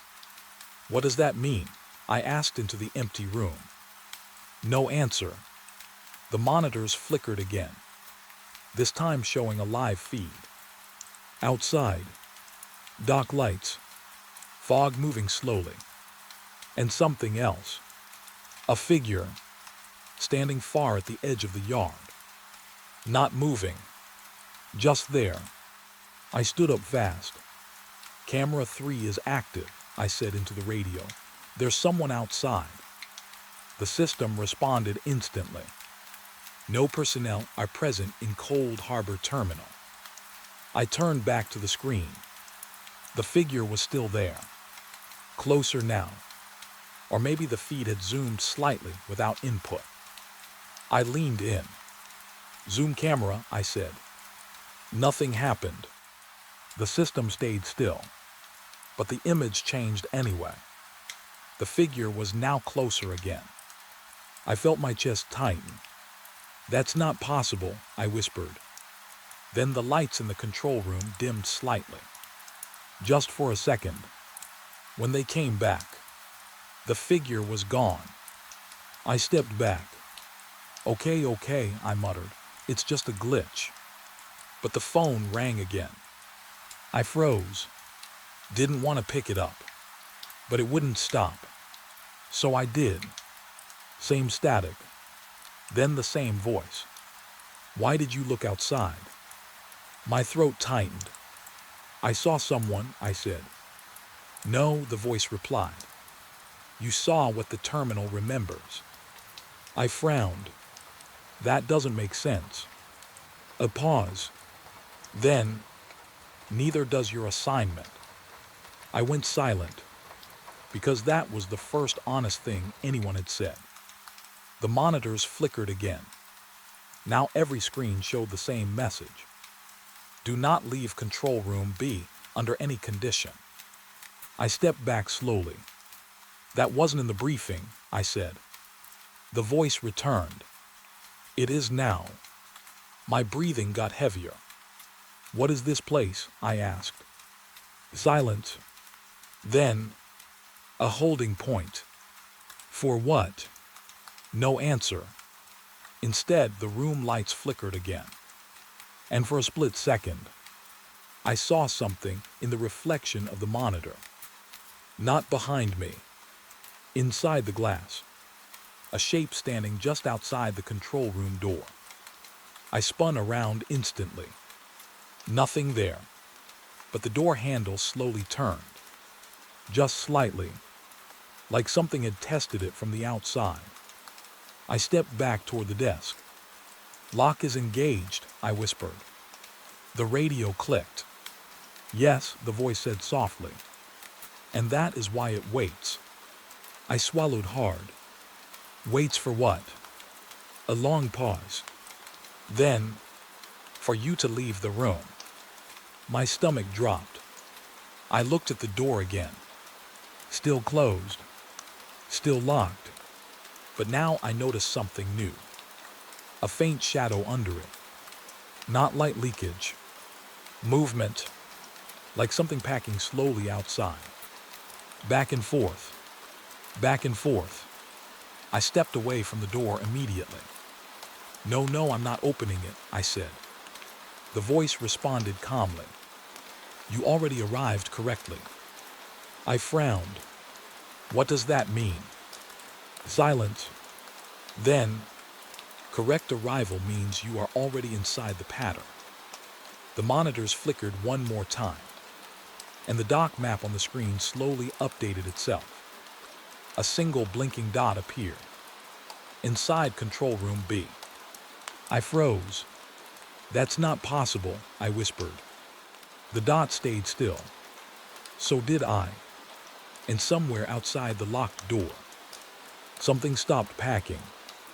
Like it had noticed, I finally understood I was not alone anymore. The first light didn't come from above the water. It came from beneath it. Slow, pale, wrong. I was standing on the lower dock platform when I saw it. Just a soft glow under the black surface of the harbor water. Like something was waking up down there. At first, I thought it was reflection from the dock lights. But then it moved. Not flickered. Moved. A slow horizontal drift under the waterline. Then it stopped. Then another light appeared a few meters away. Same depth. Same color. Same impossible calm. I leaned closer to the railing. Okay, what is that? I whispered. The water was too still. No ripples. No wind pattern. Just a flat surface like glass laid over something breathing underneath. My radio was silent. For once, no static. That silence felt worse. I pulled out my flashlight and aimed it downward. The beam hit the water and vanished almost instantly. Like the water was swallowing light instead of reflecting it. Then, the first underwater light blinked. Once, then twice. I froze. Because it wasn't random. It was timed. Controlled. Like a message. I stepped back slightly. And that's when the second light blinked back. Same pattern. Same delay. I frowned. That's not natural, I muttered. Then both lights went dark at the same time. Complete blackout. I exhaled without realizing I was holding my breath. But the relief didn't last long. Because the moment they went dark, my radio clicked. A voice came through. Calm, too calm. You are observing correctly. I spun around. No one behind me.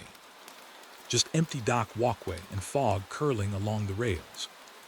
Who is this? I asked. No answer.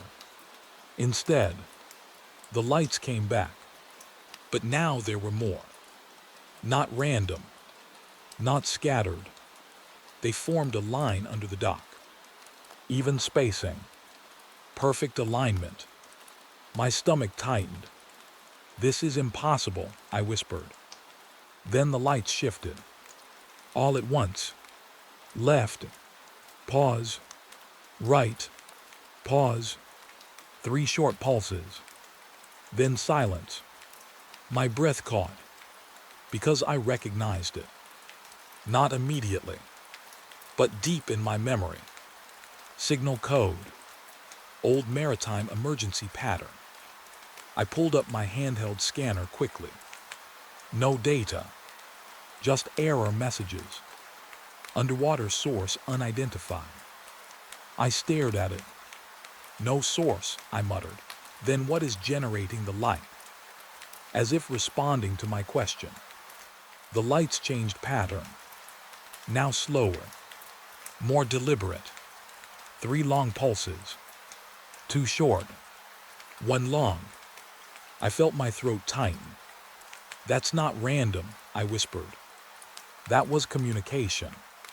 Someone was trying to speak. From below the dock. I stepped closer to the edge again despite myself. The water looked heavier now. Not physically. Visually. Like it had gained weight.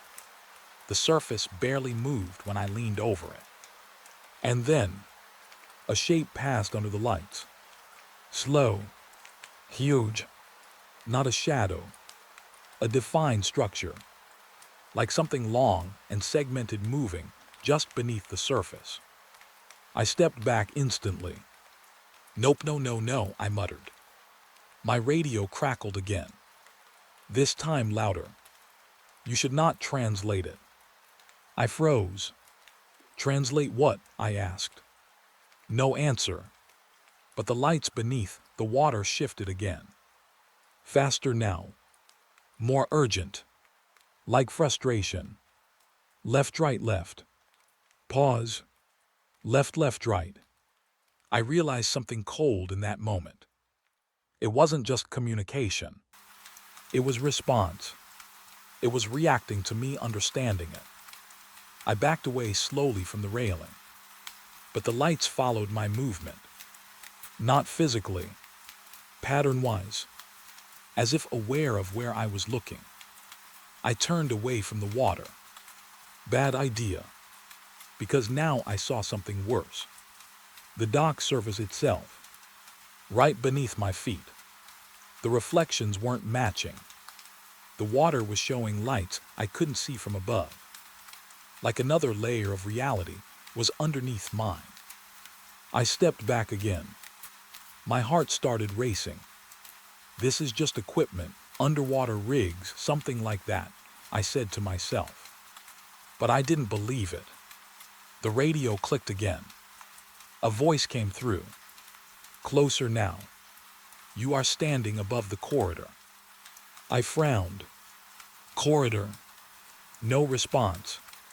The lights beneath the water suddenly all aligned. Straight line. Pointing directly under the dock platform. Right beneath me. I froze. The scanner on my belt started beeping without activation. I looked down. New message. Structural void. DATCTD below platform. My stomach dropped. What does that mean? I whispered. Then the lights changed again. All at once. Now flashing rapidly. Not code anymore. Urgent repetition. Like panic. I stepped away from the edge fast. And immediately, the lights followed. Not physically, but their pattern shifted toward the direction I moved. Like they were tracking me. I backed away completely now. This is insane, I muttered. The radio responded instantly. Yes, just that. I stopped. You're admitting this? I asked. A pause. Then, it is not stable anymore. I frowned. What is not stable? Silence. Then, the separation. I looked back at the water. The lights were now forming a circle pattern. Slow rotation beneath the surface. Perfect symmetry. Like something was calibrating itself. My breathing got shallow. Separation between what? I asked. No answer. Instead, the water began to rise slightly. Just a few centimeters. But enough to break the stillness. A small wave hit the dock. Not from wind. From underneath. I stepped back instantly. And the radio went silent again. Complete cut. No static. No voice. Just dead silence. I was alone with the lights now. And they had stopped rotating. All of them. Frozen. Pointing upward. Directly at me. I swallowed hard. This is not happening, I whispered. Then, one of the lights moved upward. Not sideways. Up. Toward the surface. I stepped back immediately. The water bulged slightly. Like something was pressing against it from below. Then, a handprint appeared on the underside of the surface. Not breaking through. Just pressing. Slow. Defined. 5 fingers. Human shape. I stumbled back. No way, I said. The scanner on my belt screamed now. Structural breach, FORMING. I looked down at it. What breach? It's just water.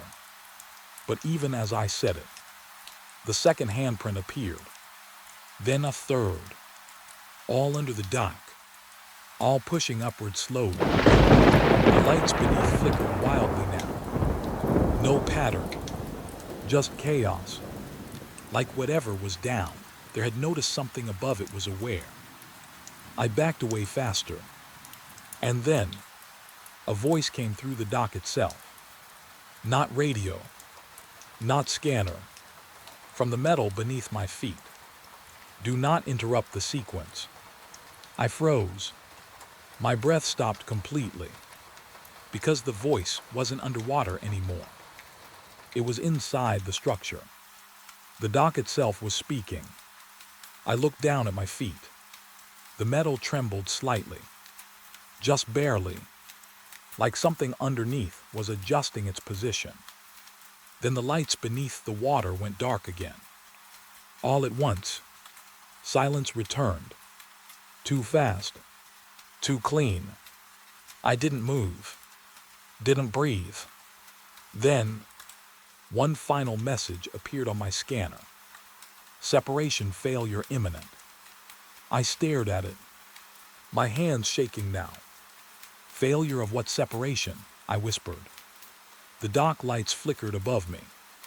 And for a split second, I saw the water below not as water, but as a boundary. Like a thin layer holding something back. Something that had already learned how to communicate through it. And now, it was learning how to cross it. I noticed it the moment I checked the morning inventory logs. Something had changed. Not updated. Changed. Like someone had gone into the system while I was asleep and rewritten reality one line at a time. The cargo list showed items I had never seen. Items that had never been logged in the dock. And worse, from ships that didn't exist in any arrival record. I leaned closer to the screen. Okay, this is not normal, I whispered. The first entry looked harmless at a glance. Container A-17, industrial cables. But the ship name beside it made my stomach tighten. MV Hollow Dawn. I stared at it. That ship name had never been in our registry. I pulled up the arrival database immediately. Nothing. No record. No entry. No departure. Like it had never touched water anywhere in the world. But it was right there in my inventory log. I clicked back, scrolled down.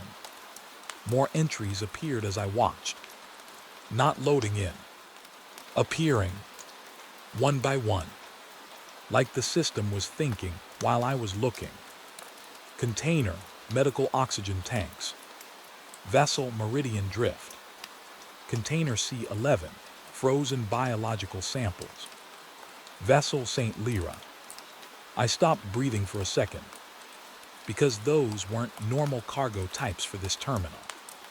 Cold Harbor was a standard freight dock.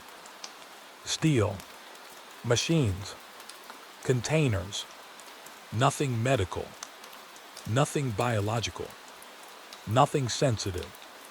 At least, that's what the official classification said. I opened the shipping schedule again. Still empty. Completely empty. Yet the inventory list was filling itself. I grabbed the radio. Control, I'm seeing cargo entries that don't match any arrivals, I said quickly. Is there a back-in-sync issue? Static. Then the same calm voice from before. No issue detected. I frowned. There are new entries appearing from ships that are not registered. A pause. Then, all entries are valid. That made me stop. Valid according to what? I asked. Silence. Then, the current state.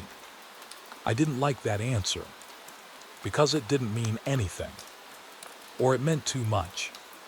I turned back to the screen. More lines were appearing now.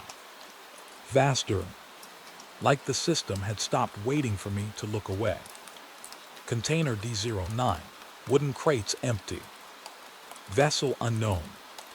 That one made my skin tighten. Unknown wasn't a classification. It was an absence of classification. I clicked it. Error popped up immediately. DTALS not found. But the line stayed. I leaned back in my chair. Okay, this is corrupted, I muttered. Then something strange happened. The inventory count at the top of the screen increased. +1, even though I hadn't added anything. I froze, then watched as it increased again. +2, +3, like something was being added in real time. But I hadn't done anything. I checked the dock cameras. Empty. No trucks. No cranes moving. No ships. Just fog and steel silence. So where was it coming from? My radio crackled again. This time the voice sounded closer. You are observing the wrong layer. I stood up immediately. Stop saying things like that, I said sharply. Just tell me what is happening. A pause. Then, you are seeing what has already passed through. I frowned.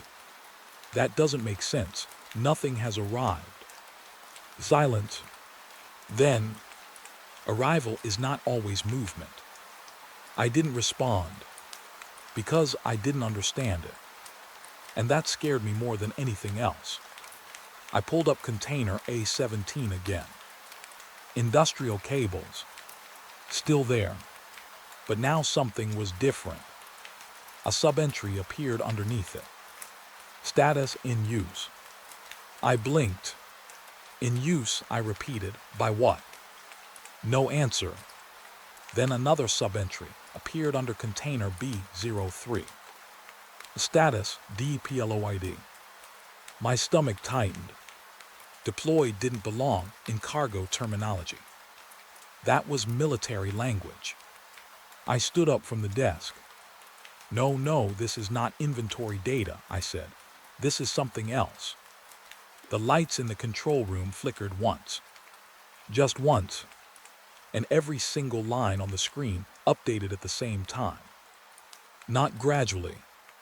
Instantly. Like a reset, I stepped back, and now the inventory list looked completely different.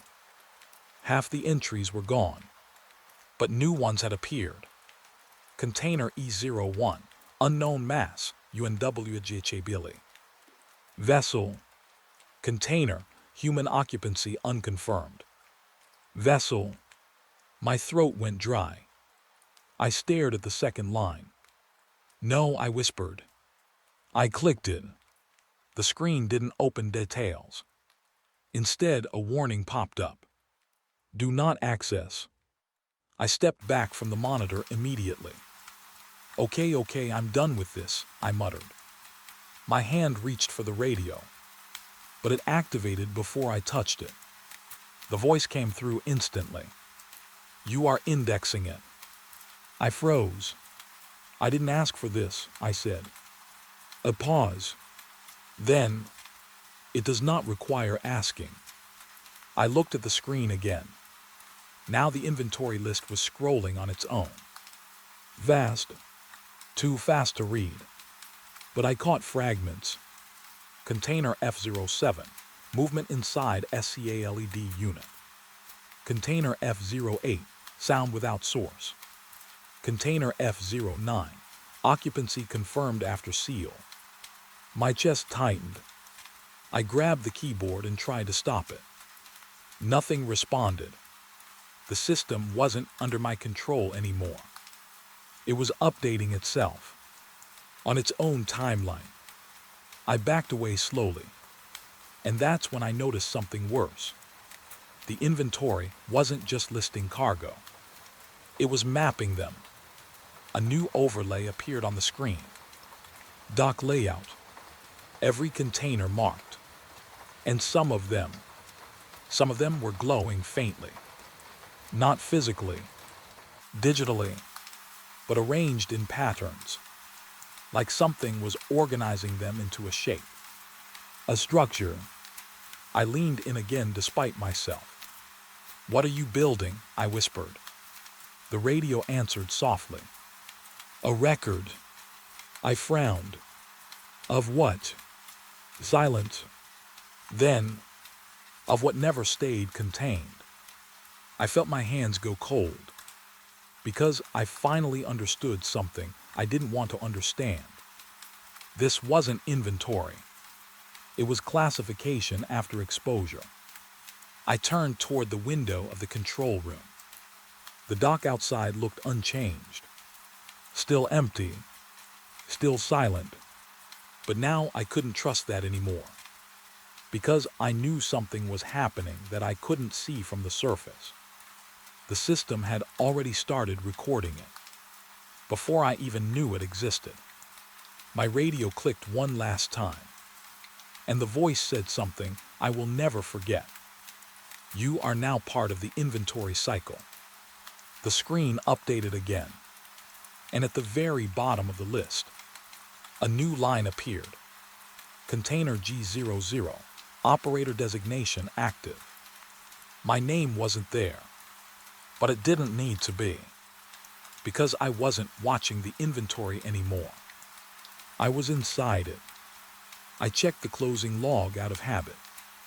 That was the first mistake, because Cold Harbor Terminal was never supposed to have a closing log. But it did, and it was updating itself, even though I hadn't touched the system in hours.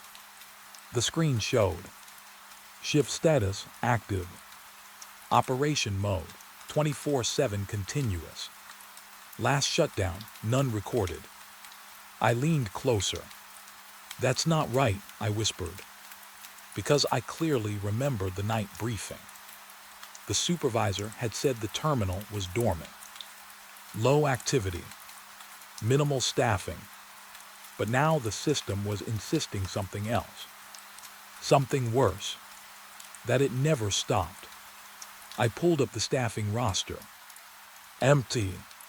Then I checked historical logs. Also empty. No names. No shifts. No rotations.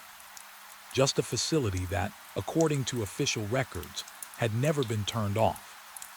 but I was standing inside it, working inside it, breathing inside it. So that meant either the records were wrong, or I was. My radio crackled before I could think further. "You are reviewing incorrect assumptions," the voice said calmly. I straightened instantly. "I'm reviewing official system logs," I replied. "They say this place is active 24/7. A pause. "Then, it has always been active." I frowned. "That's impossible. I was told it's inactive." Silence. Then the voice responded softer. "You were told what fits your entry." That line made something cold settle in my chest. "What does that mean?" I asked. No answer. Instead, the monitors flickered. And suddenly the screen changed. Not a system glitch.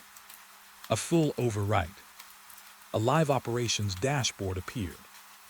Cold Harbor Terminal. Status operational. Current shift undefined. Human presence confirmed. I stepped back. No, I muttered. This wasn't here before.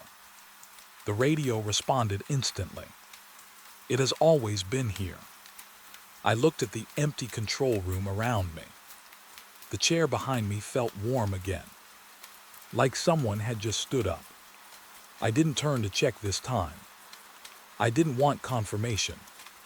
Instead, I checked the time logs. That's when I noticed something worse. Every hour of the past 3 months was filled.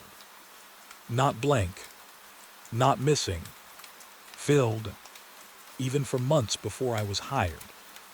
Scroll after scroll of shift entries, all with different operator IDs, all assigned to Control Room B.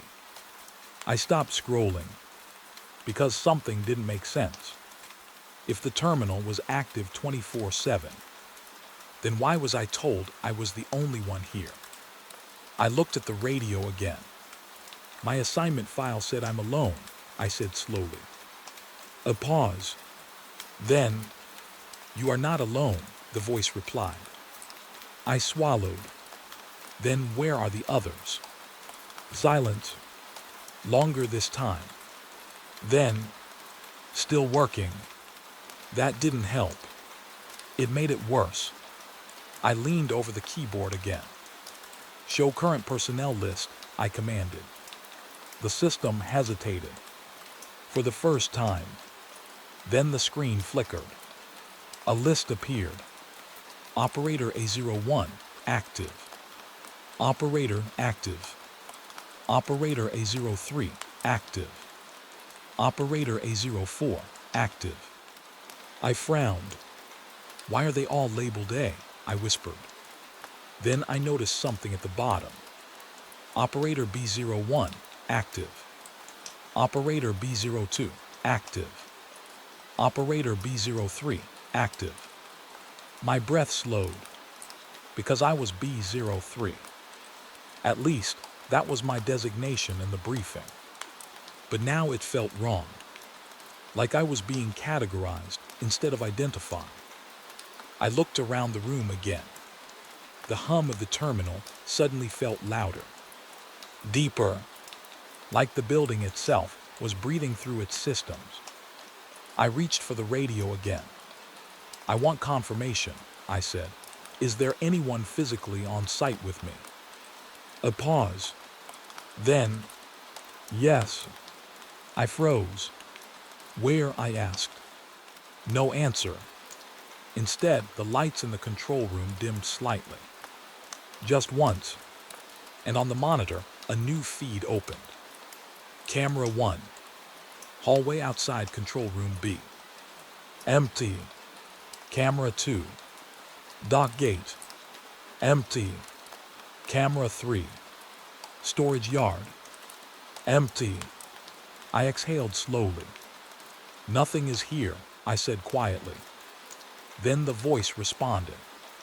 "You are looking in visible range." I frowned. "What does that mean?" No answer. But then the cameras changed. Not location. Perspective. They shifted downward, below ground level, and suddenly I wasn't looking at empty hallways anymore. I was looking at movement. Faint, slow, something passing under the dock, inside the infrastructure, not above it. I stepped back instantly. "No, that's not possible," I said. But the system didn't respond this time. It didn't need to, because now the monitors showed something else. Shift schedules updating. New entries appearing in real time. Operator A01, shift continuing. Operator, no interruption DETCTD. Operator B03, MONITORNG status active. I stared at my designation. My name wasn't there, just B03. Like I had stopped being a person and became a function. My radio clicked again. The voice returned softer. "Cold Harbor does not close." I swallowed hard. "That's not true," I said quickly. "Everything closes eventually." A pause. Then, "Not things that are still operating." I frowned. "What is operating?" I asked. Silence. Then, the loop. The monitors flickered again. And suddenly, a new system window opened. Closure attempt log. Status rejected. Reason, terminal is in active state. I stepped back. "Who tried to close it?" I whispered. No answer. But the log expanded anyway. Attempt 1 failed. Attempt 2 failed. Attempt 3 failed. Attempt 4 failed. My chest tightened. "How many attempts are there?" I asked. The radio responded immediately. Every time it was understood. I froze.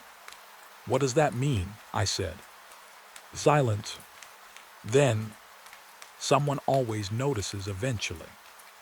The lights flickered again. And for a split second, every screen in the room went black. Complete darkness. Then, they came back. But now the logs were different. Attempt 5, you are here. I stepped back so fast I hit the desk behind me. No, that's not possible," I whispered. But the system didn't argue. It confirmed. My radio clicked one last time. The voice was closer than ever now.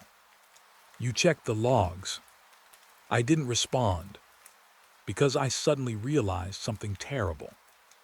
I wasn't reviewing system history. I was reading current behavior. And Cold Harbor wasn't showing me what had happened. It was showing me what was still happening. Right now. Around me. I slowly turned toward the control room door. The same locked door I had ignored all night. And I noticed something new. A small panel beside it that I hadn't seen before. It was labeled Shift Transition Control. Under Maintenance, Never Offline. The word never blinked once, then stopped. And from behind the door, I heard something that sounded like typing. Slow, careful, like someone was updating my shift in real time. The ship arrived without sound. No horn, no announcement. Just there. One moment the harbor was empty. The next, a massive freighter was sitting at Pier 9 like it had always belonged there. I remember staring at it from the control tower window, not understanding what I was seeing. "Where did that come from?" I whispered. No radar alert. No dock signal. No radio call. Nothing. I checked the arrival log immediately. Port entry, MV Gray Meridian. Status docked. Cargo full load confirmed. Arrival time, 03:17 a.m. I frowned. That was impossible, because I had been monitoring the system all night, and nothing had entered the harbor, not even a tugboat. I leaned closer to the screen. "Show radar history," I said. The system loaded instantly. Clean chart. No incoming path. No movement. No signature. Just empty water, right up until the exact moment the ship appeared. My stomach tightened. "That's not how radar works," I muttered. Behind me, the radio crackled. "You are observing current state only," a calm voice said. I turned slightly. "Then where did the ship come from?" I asked. A pause. "Then, it arrived correctly." I stared at the harbor through the window again. The freighter was massive, too big for the silence around it. Its lights were on. Deck lights, navigation lights, even crane lights. But there was no movement. No crew on deck. No activity. Just a fully powered ship sitting perfectly still in the water. I grabbed binoculars and zoomed in. The name on the hull was faint. MV Gray Meridian. Paint slightly worn, like it had been through long voyages. But something felt wrong. Too clean, like it had been constructed recently, but aged artificially. "Where is the crew?" I asked into the radio. No answer. I zoomed further. The cargo bay doors were open. Wide open. That made my chest tighten immediately. Ships don't arrive with open cargo doors. Not at port. Not ever. "Control, the ship is unsecured," I said sharply. "Doors are open, that's a safety violation." Silence. Then, "It is not a violation." I frowned. "It's a hazard, shut it down." A pause. Then the voice said something that made my grip tighten on the binoculars. "There is nothing inside to secure." I lowered the binoculars slowly. "What does that mean?" I asked. No answer. I turned back to the ship. The empty cargo bay was visible, now even without zoom. And it was exactly that. Empty. Not just unloaded. Absent. No crates. No markings. No straps. Nothing. Just hollow steel space. Like the ship had never carried anything at all. But the log said otherwise. Full load confirmed. I checked again. The system still insisted. I walked down from the control room immediately. Something about being up there made it worse. Like I was too far removed from it. Too disconnected. I needed to see it directly. The dock was quiet when I arrived. Too quiet. The water barely moved. Even the wind felt muted. Like sound didn't want to exist here anymore. I stood at the edge of Pier 9. The freighter towered above me. Its hull creaked slightly, but there was no wind strong enough to cause it. I looked up. "Hello," I called out. No response. I climbed the loading ramp. Every step echoed too loudly. Too clean. When I reached the main deck, I stopped. Because the silence here was different. Not empty. Contained. Like something was holding it in place. I walked slowly across the deck. Everything was powered. Lights. Systems. Even screens inside the control bridge flickered softly. But no people. No bodies. No signs of evacuation. Just a working ship with no one aboard. I entered the bridge. Monitors were still running. Navigation route displayed. Final destination, Cold Harbor Terminal. I froze. "This ship came here," I whispered. My radio clicked immediately. "Yes." I turned sharply. "So where is the cargo?" I asked. A pause. Then, "It has been received." I felt a chill run through me. "No," I said quickly. "Nothing was unloaded. The cargo bay is empty." Silence.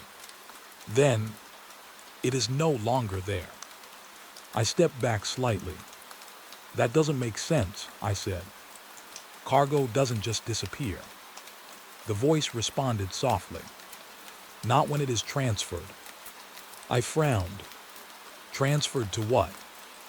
No answer. I turned back toward the deck. The wind picked up slightly now, but only around the ship, not the dock. That detail made my skin tighten, like the freighter existed in its own weather system. I walked back outside and looked down into the open cargo bay. Still empty, but now I noticed something I hadn't before. Scratches, deep marks along the steel floor. Dragged, not lifted, dragged outward, as if something heavy had been pulled out, piece by piece. My breath slowed. That's not unloading, I whispered. That's extraction. I stepped back instinctively. The radio crackled again. You should return to control, the voice said. Why? I asked. A pause. Then, because the arrival is complete. I looked back at the ship. Arrival of what? I asked. No answer. Then the lights on the freighter flickered. Just once, and every system on the ship shut off at the same time. Not power failure. Shut down. Like a command had been executed. I felt my heart rate spike. Wait, what did you just do? I said quickly. Silence. Then the radio responded calmly. We did not do it. I frowned. Then who did? A long pause. And for the first time, the voice sounded slightly different. Not louder. Not distorted. Just closer. Something inside confirmed completion. I stared at the empty cargo bay again.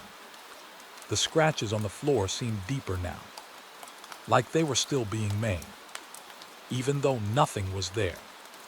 I backed away from the ship quickly. Something about standing near it suddenly felt wrong, like proximity itself was dangerous. I reached the dock edge again and looked back. The freighter sat still in the water, completely silent. But now I noticed something else. A faint vibration under the waterline. Not waves, not current. Something rhythmic, like something underneath was matching the ship's presence. I stepped back slowly. My radio clicked one final time. Do not review arrival logs again, the voice said. I frowned. Why? I asked. A pause. Then, because you are now listed as incoming cargo. The harbor lights flickered. And behind me, the ship's empty cargo bay doors slowly began to close. The ship was still there when I got back. Same position, same silence, but something about it felt different now. Like it had settled deeper into the water, or deeper into the dock itself. The cargo bay doors were still closing when I first saw it from the control walkway. Slow, too slow, metal groaning softly like it was tired. But the strange part wasn't the movement. It was the fact that no one was operating it. No crew, no dock workers, no automated system alert. Nothing, just a massive freighter finishing a process that no one had started. I stopped halfway down the stairs. Something felt wrong in my chest. Not fear yet. Recognition. Like my brain already knew the answer, but refused to say it out loud. I reached the dock level and walked toward the ship again. Each step echoed too clearly. Too clean. The air smelled different now. Salt, but mixed with something else. Metal dust. And something faintly burnt. I climbed the loading ramp again. But this time, I noticed something I missed earlier. Fresh footprints. Human. Dozens of them. leading from the cargo bay into the ship, then stopping abruptly, like whoever made them never came back out. I froze. That wasn't here before, I whispered. I followed the prints slowly. They led me inside the cargo bay.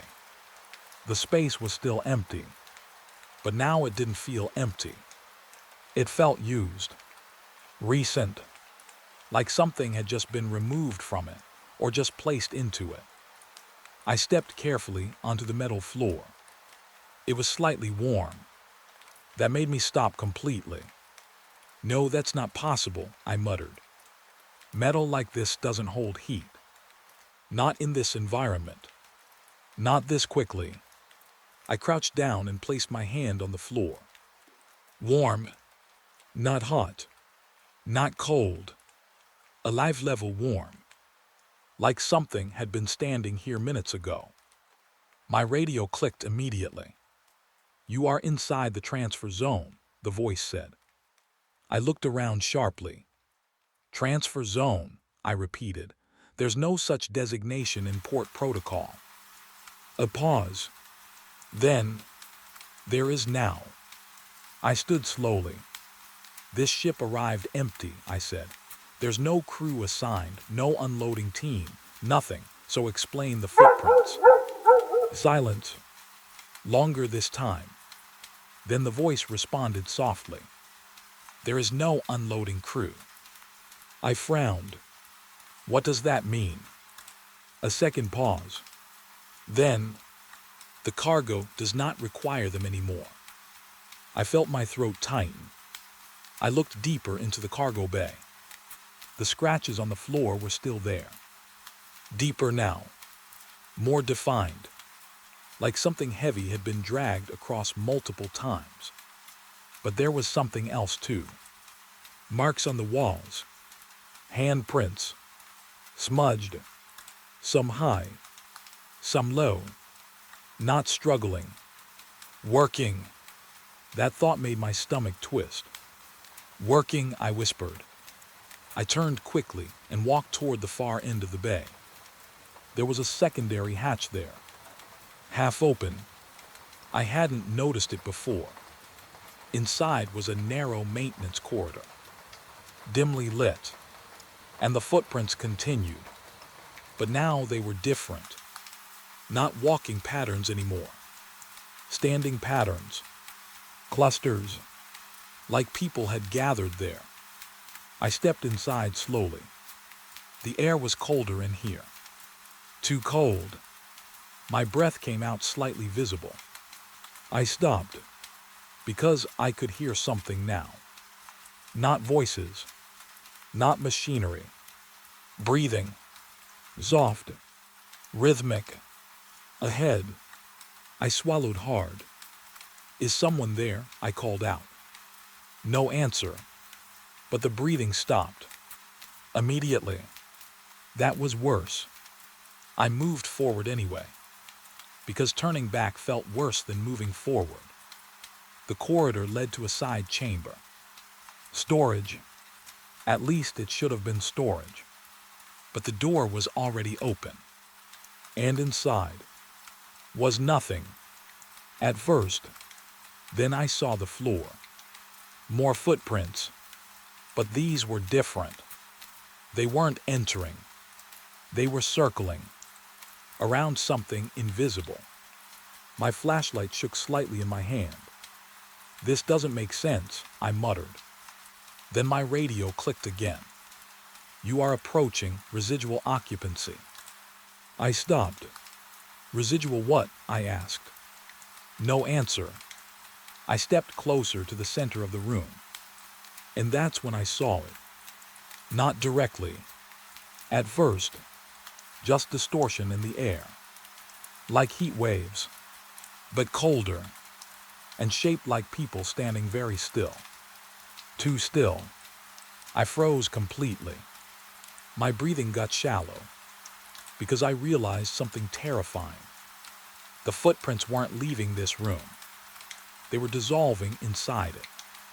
Like whatever made them was no longer fully physical. I stepped back slowly, What happened here? I whispered. The radio answered instantly. Completion. I frowned.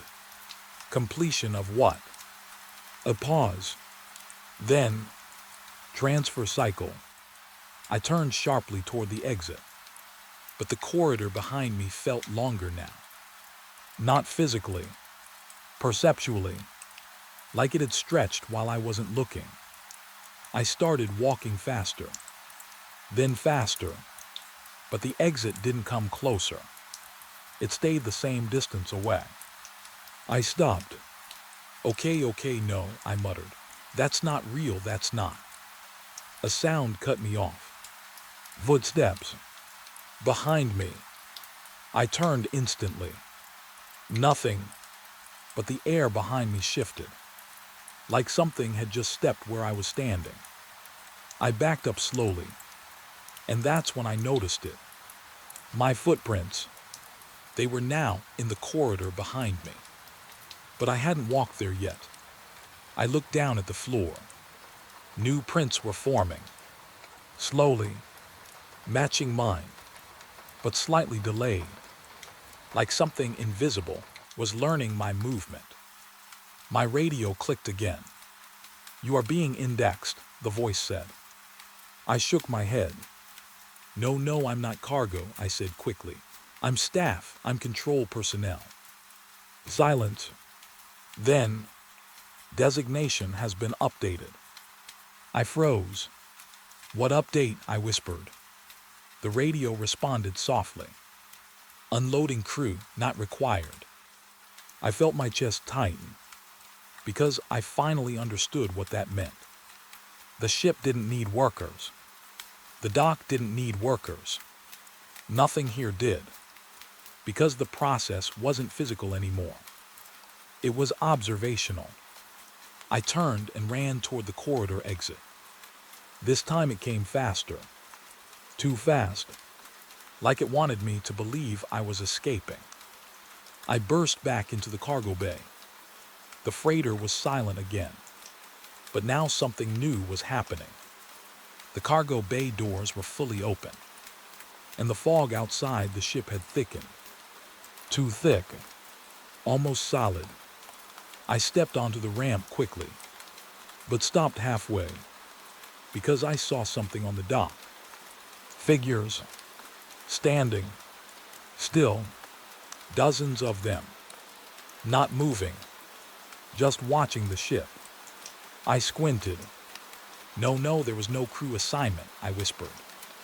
My radio clicked one last time, and the voice said something that made my blood run cold. They were not assigned. A pause. Then, they were received. I backed away slowly. The figures on the dock didn't move, but I knew somehow. They were waiting for something to finish. The first thing I heard wasn't the dock. It was the counting. Soft, slow, coming through the speakers like it was underwater. Cargo 1, cargo 2. I froze in the control room, headphones still half on my ears. The recording system had been running overnight like always. Nothing special, just background monitoring. But this wasn't background noise. This was inside the system. I looked at the screen. The audio file name was normal. Timestamp matched the night shift. Everything looked clean. But the sound didn't. There was a metallic scrape under the voice, like something heavy dragging across steel floors. Then silence. Then the counting again. Cargo 3. I pulled the headphones off slowly. My hands were already sweating. The dock outside was still dark through the glass wall. Cold Harbor looked the same as it always did at night. Empty cranes, still water, no movement. No ships. At least, none that were supposed to be active. I leaned closer to the monitor and replayed the recording from the start. This time, I noticed something I didn't catch before. A second voice. Not counting. Breathing. Close to the mic. Too close. Like whoever was speaking was inside the recording device itself. I paused the audio. The silence in the room felt heavier than the sound. Then I checked the live feed. Every camera showed the same thing: empty dock lanes, still containers stacked like sleeping blocks, pier lights flickering slowly in the fog. But on camera 9, something was different. A container door was open, just slightly. I zoomed in. My stomach tightened. That container was not open when I did my round 30 minutes ago. I stood up so fast my chair hit the wall. "No," I whispered without meaning to. I checked the inventory log again. Every container was marked sealed, verified, locked, including that one. I grabbed my flashlight and stepped out of the control room. The hallway outside felt longer than it should have been. The fluorescent lights buzzed above me like tired insects. Every step I took sounded delayed, like the building was reacting late, as if it didn't want to acknowledge I was moving. When I reached the loading bay doors, I stopped. Something was off. The air smelled like rusted water. Not normal harbor smell. This was deeper, older, like metal left in the sea too long. I pushed the door open. Cold wind hit my face. The dock was still empty, but the container on Pier 9 was now slightly closer than it should have been. I blinked. It hadn't moved. It couldn't have. But my mind kept insisting it was closer. I walked down the metal stairs slowly. Each step echoed too long after I lifted my foot, like the sound didn't want to leave. The container sat under the yellow floodlight. Massive, gray, no markings, no company logo, no identification number, just blank steel, and the door slightly open. I raised my flashlight. The beam shook in my hand. Inside was darkness. Not normal darkness. This was thick, like the light didn't want to enter it. I stepped closer. A sound came from inside. Metal scraping. Slow, repetitive. Like something dragging itself along the floor of the container. Then the counting returned. But this time, it wasn't from the speakers. It was inside the container. Cargo 4. I stepped back immediately. My heel hit a loose bolt on the ground. The sound echoed too loudly. Inside, the scraping stopped. Silence followed. Too fast. Too intentional. Like something was listening for me. I raised my radio. "Control room, come in," I said. Static answered. Then a voice cut through. Not the dispatcher. Not anyone I knew. Just the counting voice again. "Cargo 5. I dropped the radio. My breath turned shallow. This wasn't interference. This was layered, like the system itself had been overwritten. I forced myself to look at the container again. The door was opening wider now. Slowly. No wind was pushing it. No mechanical system was moving it. It was just opening. Like it remembered, it was supposed to be open. I stepped closer despite myself. Something inside shifted. Not toward me. Away. Like it knew I was there and didn't want to be seen yet. My flashlight flickered. Once, twice, then steadied. And in that brief flicker, I saw something impossible. A shape inside. Not fully formed. Just outline. Human height. But stretched. Too long for the space. Standing among stacked pallets that were not on any manifest. I took another step back. My boot scraped the dock. The shape inside turned its head. Not quickly. Not suddenly. Just aware. Then the voice spoke again. Closer now. Right at the edge of hearing. Cargo 6 accounted. I shook my head. No, no, you're not, I whispered. The container responded with silence, then softly breathing again. Right behind the counting. I ran. I didn't think. I just turned and ran up the metal stairs back to the control room. My legs felt heavier with every step, like the dock itself was trying to hold me down. The door slammed behind me. I locked it, double-checked it, then triple-checked it. My hands wouldn't stop shaking. I collapsed into the chair and stared at the monitors. Pier 9 camera was now static. No movement. No open door. The container looked sealed again. Perfectly closed. Like nothing had ever happened. Like I had imagined it. I replayed the footage. And that's when I saw the new problem. On the recording, I never left the control room. I never went outside. But the audio still carried the counting. Inside the building now. Closer than before. Cargo 7. I stood up slowly. My reflection in the monitor didn't move the same way I did. It stayed seated for half a second longer. Then it smiled. Not me. Just the reflection. And as I backed away from the screen, the intercom in the control room clicked on by itself. Static filled the room. Then the same breathing. Same metal scrape. And one final line whispered through the speakers, soft as sinking water.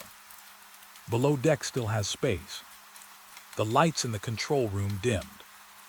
One by one. Until only the monitor glow remained. And in that glow, I saw something new on the dock camera. The container wasn't on Pier 9 anymore. It was right outside the control room door. It came back. That was the first thought in my head when I saw it. Not a new ship. Not a different arrival. The same one. But the name on the side had changed. I stared at the monitor, leaning so close my breath fogged the glass. Neptune Dawn, I read slowly. But yesterday it was registered as Hollow Meridian. Same size. Same hull shape. Same broken front plating on the left side. Even the same rust streak, running like a scar near the cargo bay doors. My stomach dropped. Ships don't rename themselves mid-route. And ships don't come back empty after leaving fully loaded. But there it was again, sitting at Pier 9 like nothing was wrong. Like it had always belonged there. I grabbed the radio. Control to dock inspection. Confirm vessel identity on Pier 9. Static answered first. Then a soft click. A voice came through. Not the dispatcher. Not human sounding either. Slow, calm, almost patient. Identity updated. I froze. Who is this? I asked. No answer. Just a long metallic breath through the line. I looked at the live feed again. The ship's deck looked normal at first glance. But then I noticed movement. Not workers. Not crew. Just shifting shadows near the containers. Like something was walking behind stacked cargo, staying just out of camera focus. I zoomed in. The image blurred slightly, then sharpened again. And for half a second, I saw a figure standing on the deck. Still, watching the dock, even though no one had boarded, even though no crew had been logged. I stepped back from the screen. My chair scraped loudly behind me. Too loud for how empty the room felt. I checked the arrival log again. Everything had changed.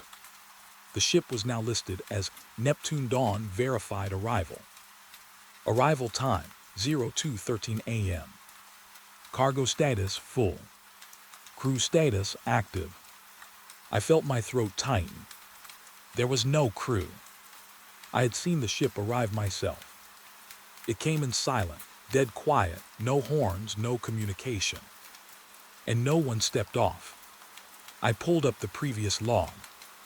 It was gone, completely replaced, like the first version never existed. My fingers hovered over the keyboard. Then the intercom in the room clicked on by itself. A soft tone filled the air. Then a voice, same one as before, but clearer now. Closer. Please confirm unloading clearance. I turned slowly toward the window. The ship outside was moving. Not drifting. Not rocking with waves. Moving sideways into docking position like it was being guided by something invisible beneath the water. My hands went cold.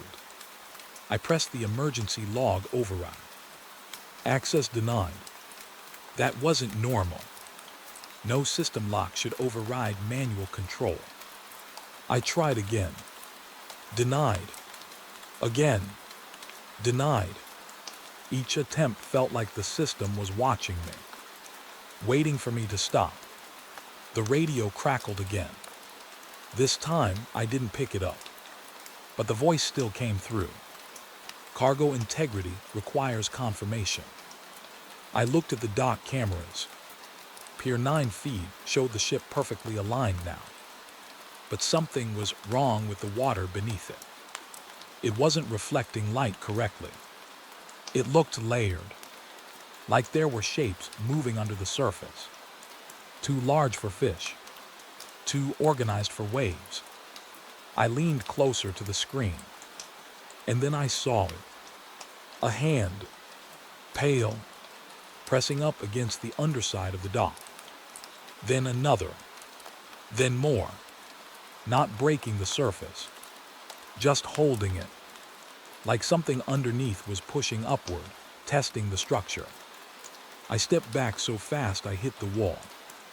No, I whispered. The intercom clicked again. Unloading protocol will begin shortly. I shook my head. There's no crew, I said out loud, like saying it would fix it. But the system didn't respond. Instead, the dock lights outside flickered. Once, twice, then stabilized. And when they stabilized, I saw movement on the ship again. This time not shadows, not suggestions, figures, walking, but not fully formed in detail. Like the cameras couldn't decide how to render them. They moved in slow, synchronized steps, from cargo bay to deck edge.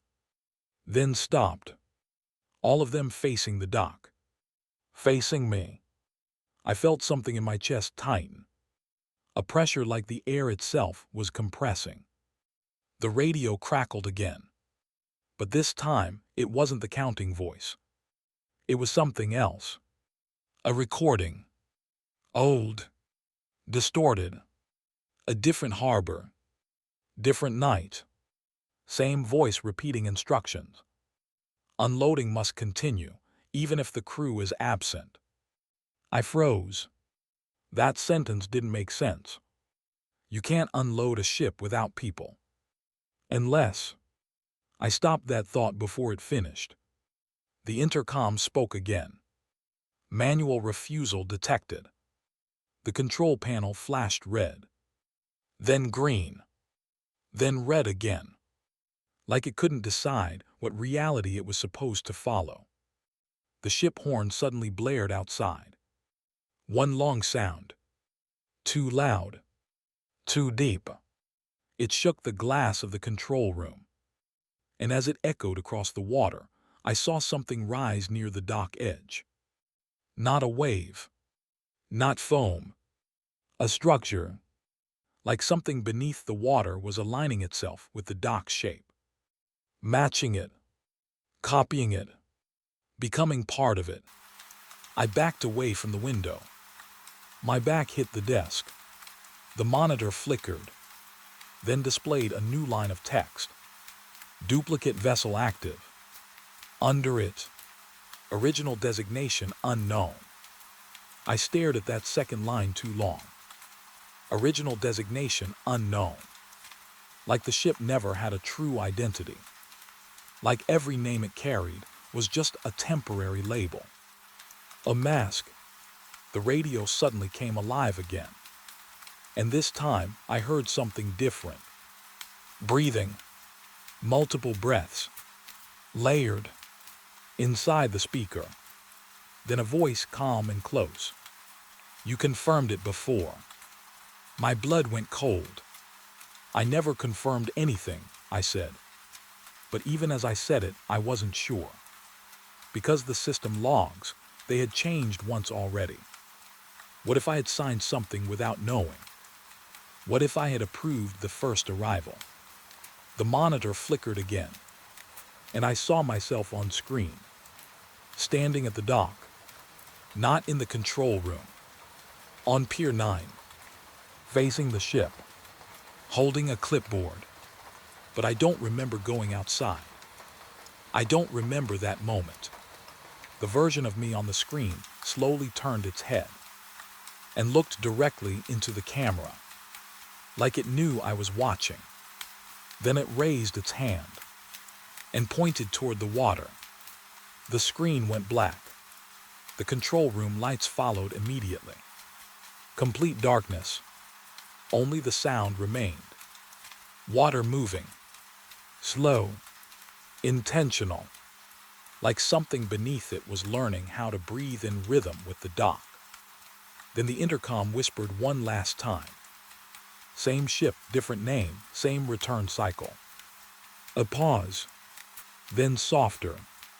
You are already part of the record. And in the darkness, I heard footsteps behind me. Wet. Slow. Coming from inside the control room. I ran before I even understood why. The footsteps behind me weren't chasing fast. They didn't need to. They were just following. Wet, heavy, patient. Like whatever was behind me knew I would stop eventually. I burst into the control room and slammed the door shut. Locked it. Then locked it again. My hands were shaking so badly, I almost dropped the keycard. For a moment, there was only silence. No footsteps. No radio. No wind. Just my breathing, too loud in my ears. Then the intercom clicked. Of course it did. A soft tone filled the room like nothing had just happened.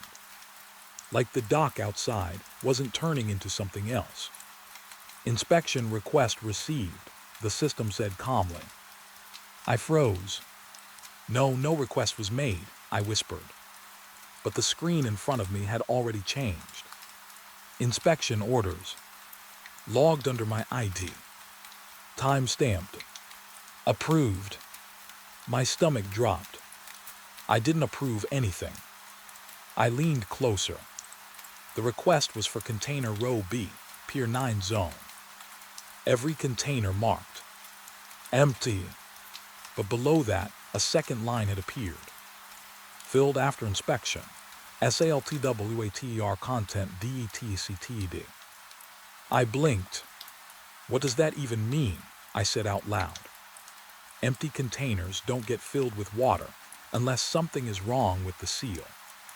But this wasn't just one container.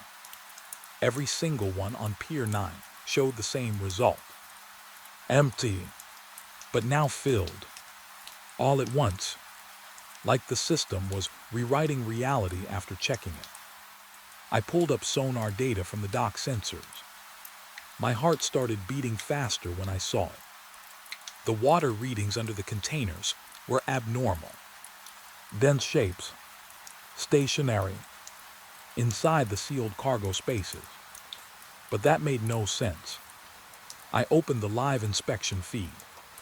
The camera showed a worker walking along the dock. I stopped breathing. There was no worker assigned tonight. I zoomed in. The figure was wearing a standard harbor jacket. Face turned slightly away. Holding a scanner. He moved toward container 17. Tapped it. The scanner beeped. Then the screen glitched. For half a second, the worker's arm went through the metal container wall. Not breaking it. Not opening it. just passing through it like it wasn't solid. I stumbled back from the monitor. No, that's not possible. The feed corrected itself instantly. The arm was normal again. The container was sealed again. But the reading didn't change. Still empty. Still filled. Both at the same time. I grabbed the radio again. Control to inspection team, who is on Pier 9 right now. Static. Then a voice I didn't recognize. Calm. Flat. We are where we were assigned. My skin went cold. There is no assigned crew, I said quickly. A pause. Then, there is always a crew. The line cut. I stared at the screen. The dock cameras began switching on their own. Camera 1, Camera 3, Camera 7. All showing the same thing now. Containers. Rows of them. Perfectly still. But something was wrong with how they were arranged. They looked slightly shifted. Like they had been moved without being moved. Like the layout had been rewritten, but the physical space hadn't caught up yet. Then I saw it. A container door slowly closing. From the inside, I zoomed in. There were fingerprints on the metal. Fresh, pressing outward. Not trying to escape. Just pressing. Like something inside was testing the strength of the wall. I swallowed hard. My throat felt dry. I checked the inventory log again. Every container on Pier 9 showed the same status. Empty VRFID. But sonar still showed mass inside them. Heavy mass. Structured. Not fluid. Not random. Something shaped. Something organized. Like cargo still stacked perfectly inside sealed steel. I whispered, "That's impossible." And then the system responded. "You have already seen it work." My blood went cold. I leaned closer to the screen. Work? What work? The monitor flickered, then displayed a file I had never opened. Automated unloading protocol, active cycle. I clicked it. Against my better judgment, a video started playing. Black and white footage of the dock. Old, but still recognizable. Pier 9. Same cranes. Same water. But no people. Only containers moving on their own. Sliding across the dock like something beneath them was lifting them from below. No machines. No forklifts. Just motion without cause. I backed away slowly. "This isn't real," I whispered. But the system didn't agree. Because another line appeared under the video. Current cycle status, running. I froze. "Current cycle," I said. The radio clicked again. This time closer. Right behind my ear. A voice whispered, "Cargo does not leave." I spun around. Nothing. Just empty room. But my reflection in the dark monitor wasn't following me again. It was looking somewhere else. Downward. Like it was watching something under the floor. I stepped back from it. And the reflection followed late. Half a second delay. Smiling again. Not kindly.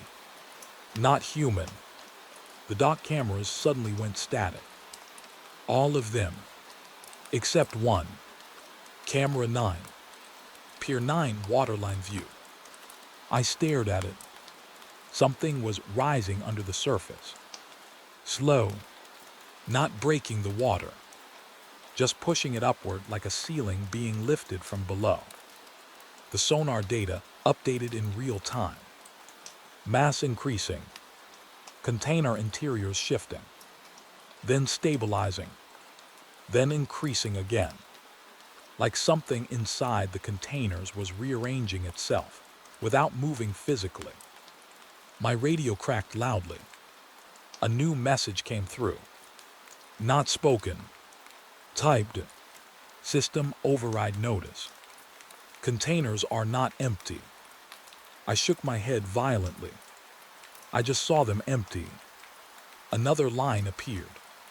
Empty is a surface condition. My breath hitched. What does that even mean? Then the room lights flickered. Once, twice, and I saw something on the glass wall of the control room. Water, from the outside, slowly spreading upward. Not dripping, climbing, like gravity was being ignored. I stepped back as it reached halfway up the glass. Inside the reflection of the water, I saw shapes. Inside the containers. Moving, not violently, not trapped, just present, as if they had always been there. I backed into the desk, knocked something over, didn't care. The system spoke again. Calm, final, inspection complete, cargo verified, containment stable. I shook my head. No, stop saying that. But the screen updated one more time. Final status. Cargo that never leaves has been confirmed. The glass wall finally gave in.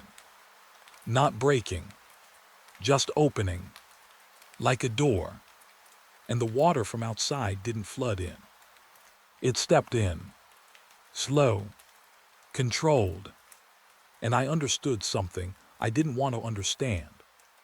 The containers weren't holding cargo. They were holding something that had already decided it belonged everywhere. Even here, even inside me. The last thing I heard before the control room went silent was the radio, whispering softly one final time. Check your inventory.